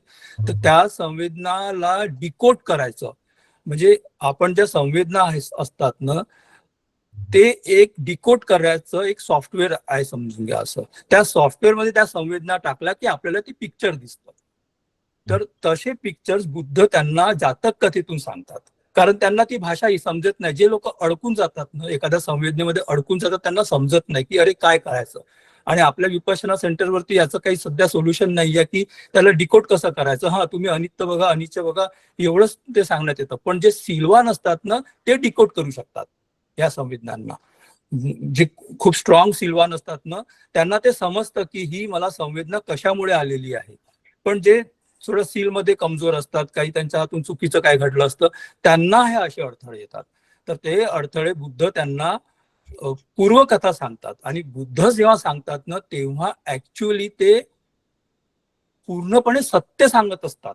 तर त्यांनी जे प्राप्त केलंय बुद्धांनी, त्यांच्या मुखातून जे शब्द निघतात ना ते सत्य प्रगट करतात आणि त्या सत्यामुळे त्यांना तसं पिक्चर दिसतं त्यांना ते आठवून देतात की तुमच्या सोबत असं असं झालं होतं आणि ते रिलेट करतात की हो, आणि मग ते तिथून त्या संवेदनाला ते त्यांची निर्जरा करतात आणि ते अरहंत होतात. अशा प्रकारचं यामध्ये असं आहे की त्यांना ते अरहंत प्राप्त करायची इच्छा असणाऱ्या भिक्खू त्या ग्रुपला त्या स्वभावाला ते त्यांनी परत प्राप्त करून दिलेलं असतं. या कथेतून वाचताना मला या अँगलने समजलं म्हणून मी तुमच्यासोबत ते शेअर केलं आहे. आणि दुसरी एक छोटीशी गोष्ट मी सांगण्याचा प्रयत्न करते आहे की जो प्रश्न आला होता, जसं दिलीप सरांनी पण विचारला आणि ज्योती मॅडमनी पण ते प्रश्न टाकलेला आहे की ते आचार्य असं का करतात. तर त्यामध्ये थोडंसं मला असं वाटलं की ते आचार्य तसं त्यांच्या हातून सील तोडत नाही, कारण आचार्यांनी दिलेली ती कमांड असते त्यांना की तुम्ही असं करा. कारण सीलामध्ये कोण कसं पक्का आहे त्यांना सील तोडण्यासाठीच प्रवृत्त करण्यात येईल ना तेव्हाच. आणि त्यामध्ये अजून एक मुख्य गोष्ट आहे की त्या आचार्यांच्या मनात शुद्ध भाव असतो. त्यांना तसं करायचं नसतं की हे बोधिसत्वांनी म्हटलं म्हणून त्यांच्या लक्षात आलं असं पण नाही आहे. कारण ते म्हणतात की तुम्ही नातेवाईकांकडून आणा, आणि त्यांना माहित होतं की मला हे सगळं झाल्यानंतर त्यांना परत पण करायचं आहे, की ज्यांनी सील बरोबर केलं नाही त्यांना जाऊन परत पण करायचं, आणि ते शक्य नव्हतं. तसं आणणं शक्यच नव्हतं. त्यांना उत्तर एक्सपेक्टेड होतं बोधिसत्वांकडून, म्हणजे हा उत्तर त्यांना एक्सपेक्टेड होतं की असं जो उत्तर देईल ना तोच सीलवान राहील. की नाही, मी स्वतः तर पाहत आहो ना, म्हणजे कुणी जर मला पाहत नसेल चोर करताना, पण मी स्वतःला तर माहिती आहे ना, हा एक्सपेक्ट त्यांना होतं उत्तर. त्या हिशोबाने त्यांनी नातेवाईकांकडून आणा किंवा परत करताना ते इझी जातं ना मग, की तुमच्यावरती चोरीचं लांछन येणार नाही. आणि आचार्यांनी सांगितल्यानंतर त्यांचं सील तुटत नाही. कारण आपण अंगुलीमालची पण स्टोरी बघितली ना, तरी अंगुलीमाल हे जे अधिष्ठान घेतो ते त्याच्या टीचरमुळे घेतो. त्याच्यामुळे त्याच्या चित्तामध्ये तेवढी क्रूरता भावना नाहीये की तो अधिष्ठान आपल्या आचार्याच्या अधिष्ठान करतो. म्हणून जसं पानाती पाताचा कम्मा आपल्याला लागतो ना, तेवढा स्ट्रॉंग याच्याने ते कम्म त्याला नाही लागत. अजून एक गोष्ट आहे, आपल्या एका जातक मध्ये त्याचा उल्लेख आलेला आहे की एक राजाचा सेनापती असतो, त्याची खूप प्रशंसा खूप असते त्याची. तर त्याला कधी कधी एक क्वेश्चन पडतो की मला हे लोक एवढे प्रशंसा करतात, ते कशामुळे करतात, माझ्या कोणत्या कामामुळे करतात. तर त्याच्या मनामध्ये असं येतो की नाही, माझ्या सीलमुळे हे कदाचित माझा सन्मान करत असतात. तर तो काय करतो, मला चेक करायचा म्हणून काय करतो की तो कोषाध्यक्ष असतो. तर तो कोषाध्यक्ष नेहमी जेव्हा तो आपल्या खजिन्याकडे जातो, राजाच्या खजिन्याकडे जातो, तर एका सिक्युरिटी गार्डला सोबत घेऊन जातो आणि त्याच्या समोर ना तो काही कॉइन्स ठेवतो, आपल्याकडे चोरून ठेवतो. असं तो सिक्युरिटी पाहतो, पण तो सिक्युरिटी काही बोलत नाही की अरे हा ते एवढा मोठा राजाचा सेनापती आहे, हा कोषाध्यक्ष आहे, मी याला कसं का बोलणार. आणि तो नेहमी 4-5 दिवस ना असंच काम करतो. तर तेव्हा त्याला राहून होत नाही सिक्युरिटीवाल्याला, की तो जाऊन राजाला सांगतो आणि राजा मग त्या सेनापतीला पकडतो. आणि मग पकडल्यानंतर त्याला बंदी बनवतात. आणि मग बंदी बनवल्यानंतर लोक सगळे पाहतात की अरे याला तर बंदी करण्यात आलेलं आहे, अरे हा तर असा नाही. त्याच्याबद्दल मग त्याचा कुप्रचार होतो त्या सेनापतीचा. आणि मग वधस्थळावरती तो राजाला सांगतो, कारण राजाला विश्वास बसत नाही की हा असा करू शकतो म्हणून. तेव्हा तो सांगतो की मला हे चेक करायचं होतं की सील किती इम्पॉर्टंट आहे. तर त्या ठिकाणी पण त्याच्या हातून ते कम्म होत नाही चोरीचे, कारण बुद्धाच्या शासनमध्ये तो नंतर राजा त्याला सोडतो की अच्छा तू या कारणाने केलं होतं असं करून. तर तेव्हा तो त्याला मुक्त करतो, पण तो म्हणतो की नाही, आता मला परत सेनापती नाही व्हायचं आहे, मला बुद्ध शासनात जायचं आहे. आणि मग तो बुद्ध शासनात जातो आणि भिक्खू संघामध्ये तो हे होतं. तर यामध्ये या प्रकारे तुम्ही ही गोष्ट थोडीशी बघू शकता की सीलाची चेकिंग जे करायची असेल तर आपल्याला सीलामध्येच राहून ते करावं लागेल. मग तर त्या हिशोबाने त्या आचार्यांनी ते सांगितलं असावं असं मला वाटते. थँक्यू सर, पुन्हा एकदा तुमचे खूप आभार. आणि खूप छान सांगितलं आहे. आणि अशीच तुमची देशना आम्हाला मिळत राहो. खूप खूप साधुवाद, खूप खूप साधुवाद. Thank you sir. Thank you. Thank you sir. Thank you Sanjay sir. खूप खूप धन्यवाद. मी वैशाली मॅमला विनंती करते की त्यांनी सिल्वी मनसन जातक वंदनावर प्रकाश टाकावा. पुन्हा एकदा सगळ्यांना नमो बुद्धास्स. आणि आजची जी जातक आहे ती सरांनी खूप छान सांगितली. सील बद्दल आहे ना ही जातक. तर ही मनातल्या गोष्टीबद्दल आहे ही जातक, म्हणून मय्यती शब्द वापरला आहे. आणि मनात अकुशल आहे म्हणून मय्यती शब्द वापरला जातो की विचार करणे तसा. तर इथे काय विचार आहे, तर जरी इथे आपण बघतो की मनामध्ये अकुशल विचार आहे, काम वितक्क म्हटलं आहे, पण ऍक्च्युली ही कथा म्हणजे याच्यामध्ये शब्द वापरलाय उत्पन्न चोरेविय, म्हणजे चोरासारखे, म्हणजे अदिन्न दाना. आणि ही जागा जी निवडली आहे ना या जातकमध्ये भगवान बुद्धांनी ही जी जागा सांगितली आहे ती जेतवन, म्हणजे जिथे शब्द वापरला इथे कोटी संथारे, म्हणजे कोटी म्हणजे हे जे संधी आहे इथे कोटी कोटी मोहरे, जिथे सोन्याची मोहरे अंथरलेले होते ती जागा. म्हणजे ही जागा कशी आहे, दाननी परिपूर्ण जागा आहे. आणि ही कथा आहे अदिन्न दानाबद्दल. तर जागा ही एक जागा जी असते ती कशी दानशी संबंधित असते त्याच्याबद्दल म्हटलेलं आहे. आणि नुसतं दान बद्दल नाहीये, तर सील कसं त्या जागेशी संबंधित असतं. म्हणजे कर्म आपण जे करतो मन वाचा कायानी ते त्या जागेशी संबंधित असतात. तर सील कसं ना हे अलंकार आहे. आणि इथे कामवितक्क जे म्हटलं आहे तर कामवितक्क म्हणजे मनामधले जे विचार आहे, जे विचार आपल्याला कम्म करायला लावतात, तर ते आपल्या इंद्रियाशी संबंधित असतात. तर म्हणून इथे इंद्रिय संवर सील याच्याबद्दल जास्त विस्तारितपणे बोलण्यात आलेलं आहे. आणि भगवान बुद्धांनी इथे गंधकुटीद्वारे आसनं पय्यापेही, म्हणजे विशेषतः असं आपण पाहायला नाही मिळत आपल्याला की भगवान बुद्धांनी आनंद थेरांना असं म्हटलं की या ठिकाणी माझं आसन लाव. तर इथे गंधकुटीच्या द्वारावर भगवान बुद्ध म्हणतात आनंद थेरांना आसन लावायला. आता ही कथा सील विमंसन असं म्हटलंय ना, सील विमंसन. तर आणखी एक कथा आहे, ती सील विमंसक कथा आहे. तर इथे सील विमंसक कथा जी आधी झाली, म्हणजे आधीचे नंबर्स आहेत त्याचे, तर मला असं वाटलं की इथे एक सेंटेन्स वापरलेला आहे भगवान बुद्धांसाठी, आणि ते आहे ब्राह्मणोच कथं जहे सब धम्मान पारगू यो धम्म अनुपालेती. तर त्यांना माहित होतं, हा जो ब्राह्मण होता त्यांना माहित होतं की कसं हे काढायचं. धम्म जो आहे, जमा करणारा हा जो धम्म आहे, सब धम्मानं पारगू, या धम्माच्या पलीकडे जायचा मार्ग जो त्यांना कसं अनुपालन, कसं पालन करायचं हे त्यांना माहित होतं या ब्राह्मणाला. म्हणजे कोणाला, भगवान बुद्ध आधी जे बोधिसत्व होते त्या अतीत कथेमध्ये, त्यांना त्यावेळेस माहित होतं की कसं धम्माला, म्हणजे जे धम्म जमा होणारे धम्म आहे त्यांना काढायचं कसं.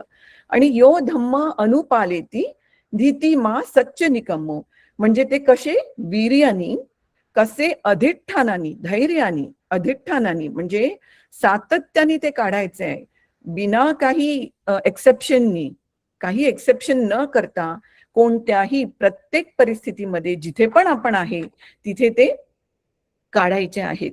तर हे बोधिसत्वांना आधी माहिती होतं, याचं पालन त्यांनी केलं होतं. म्हणून असं थोडं कधी कधी वाटतं की आपण म्हणजे मी तर रिक्वेस्ट करेल की आपण प्रत्येक जातक बघितल्या पाहिजे स्टेप बाय स्टेप, कारण ही जातक मला वाटतं आपल्या जातक अट्टकथामध्ये सांगण्यात नाही आली. तर ही जी जातक आहे सील विमंसक जातक, ही या जातकमध्ये बोधिसत्व स्वतः आपलं स्वतःच सील चेक करतात. ते बघतात की हे सील जर मी पालन नाही केलं तर काय होतं हे बघतात. आणि ती सेम तशीच कथा आहे की ते चोरी करतात, काही कहापणा चोरी करतात, आणि जेव्हा त्यांना विचारलं जातं की असं का केलं तर ते म्हणतात अत्तनो सीलं विमंसतु कामो ताय. स्वतःच्या सीलाला इथे नाहीये मॅम, ते याच्यामध्ये नाहीये, ते मी सील विमंसक मधून सांगते. तर तिथे ते ते म्हणत आहेत, बोधिसत्व म्हणत आहेत की स्वतःच सील च विमंसा करण्याच्या इच्छेनी मी स्वतःच सील चेक केलं चोरी करून. तर सील हे आचरण आहे, त्याच्यामध्ये सांगतात हे सील आचारो, सील आचरण आहे. तर आचरण आहे, तर आचरण कसं करायला पाहिजे इथे हे आचार्य सांगत आहेत या कथेमध्ये. म्हणजे ही जी कथा आहे आज जी सरांनी आपल्याला सांगितली ती सील विमंसन आहे, मेथडॉलॉजी आहे, प्रोसेस ऑफ चेकिंग सील ही आहे. तर इथले जे आचार्य आहेत ते स्टुडंट्सला हे शिकवत आहेत की कसे तुम्ही आपलं सील चेक करायला पाहिजे प्रत्येक परिस्थितीमध्ये. कारण ते म्हणतात अशी कोणती पण जागा नाही आहे, जसे बोधिसत्वांनी सांगितलं, कारण त्यांनी आपलं सील चेक केलं, ऑलरेडी चेक केलं होतं आणि म्हणून त्यांना माहित होतं की अशी कोणती पण जागा नाहीये, शून्य, जिथे असे काही नाही. म्हणजे काय नाही तर कशापासून शून्य, कामापासून. अशी, कारण आपण जेव्हा संसारामध्ये असतो तर आपण कम्म करण्यापासून फ्री नसतो, ऑल टाइम आपण कम्म करत असतो. जर आपण बोलत नाही आहे किंवा अंगपायानी काम नाही करत आहे तर आपण मनामध्ये आपले विचार सतत सुरू असतात, ते मय्यती जे म्हटलेलं आहे ते. तर म्हणून कम्म आपले त्याच्यानी पण होत आहे, त्या गोष्टींनी पण होत आहे.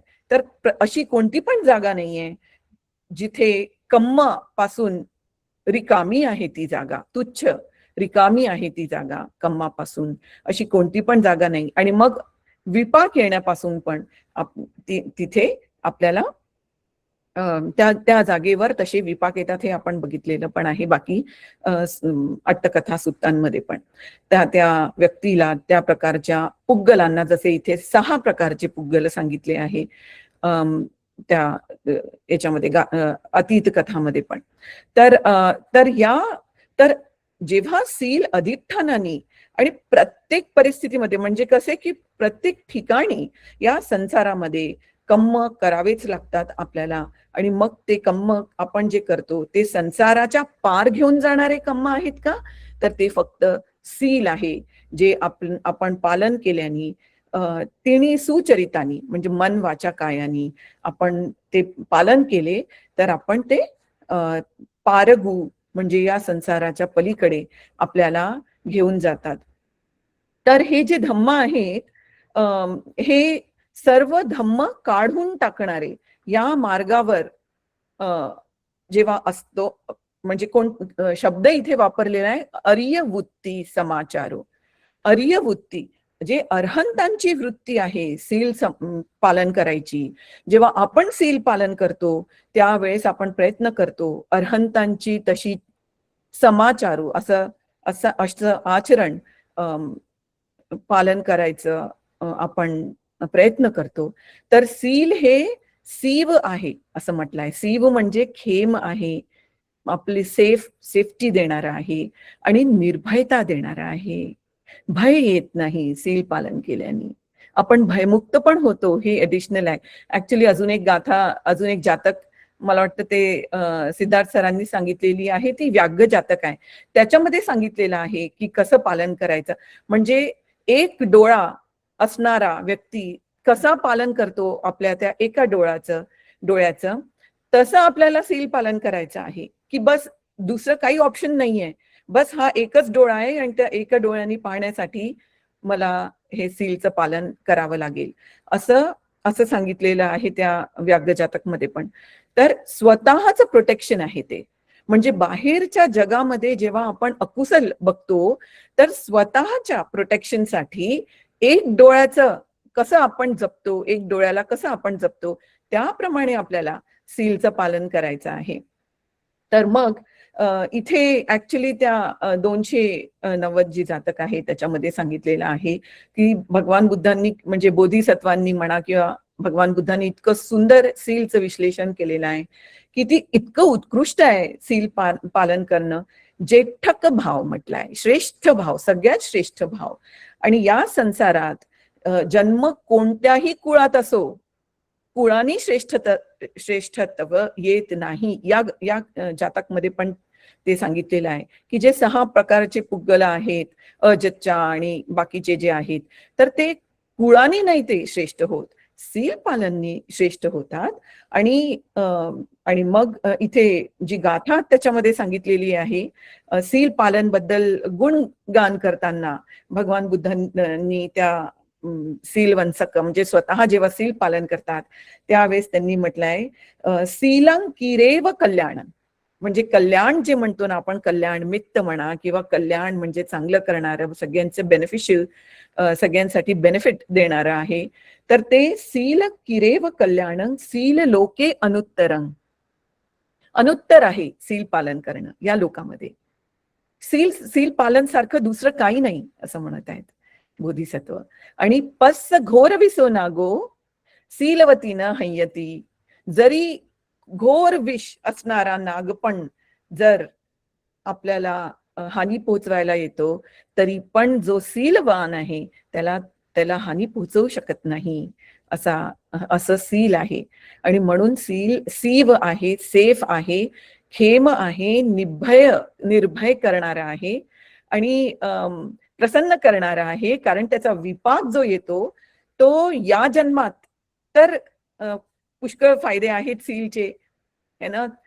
विरुद्ध दिशेला पण त्या व्यक्तीची प्रचिती होते आणि पियो होतात, ते प्रिय होतात सर्व दिशांनी. पण नुसतं एवढंच नाही तर ह्या जन्मानंतर सुद्धा जेव्हा परलोकात जातात तर सग्ग म्हणजे सग्गमध्ये उत्पन्न होतात. सग्गाचं मिनिंग पण आपण पुढे कधीतरी बघू. पण सग्ग म्हणजे जी सुगती आहे त्याच्यामध्ये त्यांना त्याच्यामध्ये ते उत्पन्न होतात. तर इतकं सुंदर आहे सील पालन करणं. आणि सील पालन केल्यानंतर सगळेजण करतात सील पालन. इथे पंचसीलचं पालन ते सगळे करतात. आणि एक्स्ट्रा आपण थोडं जायचा प्रयत्न करतो अर्हतांसारखं. तर उपोसत सील, अठ्ठांग समनागत सील, तर ह्याचं पण पालन करायचा प्रयत्न करतो आपण सगळे. आणि पालन केल्यानंतर त्या दिवसाचं इतकं छान हलकं वाटतं आणि खूप प्रसन्न चित्त पण वाटतं. तर हे विपाक आहेत आपल्याला ताबडतोब मिळणारे या संसारामध्ये सील पालन करायचे. संसारामध्ये जोपर्यंत आपण आहे तोपर्यंत आपण सील पालन करणे हे करत राहिलो तर बाकीच्या गोष्टी बरोबर होतील धम्माप्रमाणे. कारण हा धम्माचा मार्ग आहे ना, धम्माचं सांगितलेलं यो धम्म अनुपालेती, धम्म अनुपालन करणं आहे. आणि सील पालन हे खूप बेसिक आहे ऍक्च्युली. सील पालन आणि बुद्ध धम्म संघावर श्रद्धा ह्या गोष्टींनीच स्वतःपन्न आहे. आणि आपण जे धम्म चर्चा करतो सगळे जे आपापल्या प्रमाणे जे सांगतात धम्म, इथे क्वेश्चन्स आन्सर्स आणि सगळे आपण एकत्र जमा होतो इथे धम्म साकच्यामध्ये.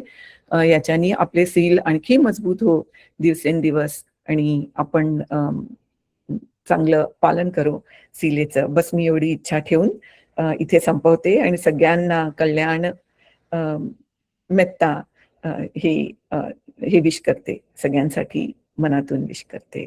साधू साधू साधू साधू साधू साधू. खूप खूप धन्यवाद मॅडम. आजचा विषय खूप छान झालेला आहे. शिलांवर मिसाळकर सरांनी, लभाने सरांनी, संजय गायधनी सरांनी आणि तुम्ही पण खूप छान मार्गदर्शन केले आणि शील कशा प्रकारे जीवनात अनुसरावे याच्यात अजून भर पडलेली आहे. कुठं कोणी विसरलं असेल मागे, एखादं शील तुटत असेल, पण ती आजची उजळणी झाली आहे. खूप खूप धन्यवाद. आता आपण कार्यक्रमाच्या शेवटच्या भागाकडे वळूया. कार्यक्रमाची सांगता आपण पालन गाथेने करूया. त्यासाठी मी नयना मॅडम यांना विनंती करते की त्यांनी धम्मपालन गाथेचे अनुसरण करा. सब पाप सकरणं कुशल उपसंपदा सचित्त परियोदपनं एतं बुद्धानुशासनम् नास्ति मे शरणं अय्यं बुद्धो मे शरणं वरं एतेन सच्चवजेन होतु मे जयमङ्गलम् नास्ति मे शरणं अय्यं धम्मो मे शरणं वरं एतेन सच्चवजेन होतु मे जयमङ्गलम् नास्ति मे शरणं अय्यं संघो मे शरणं वरं एतेन सच्चवजेन होतु मे जयमङ्गलम् साधु साधु साधु.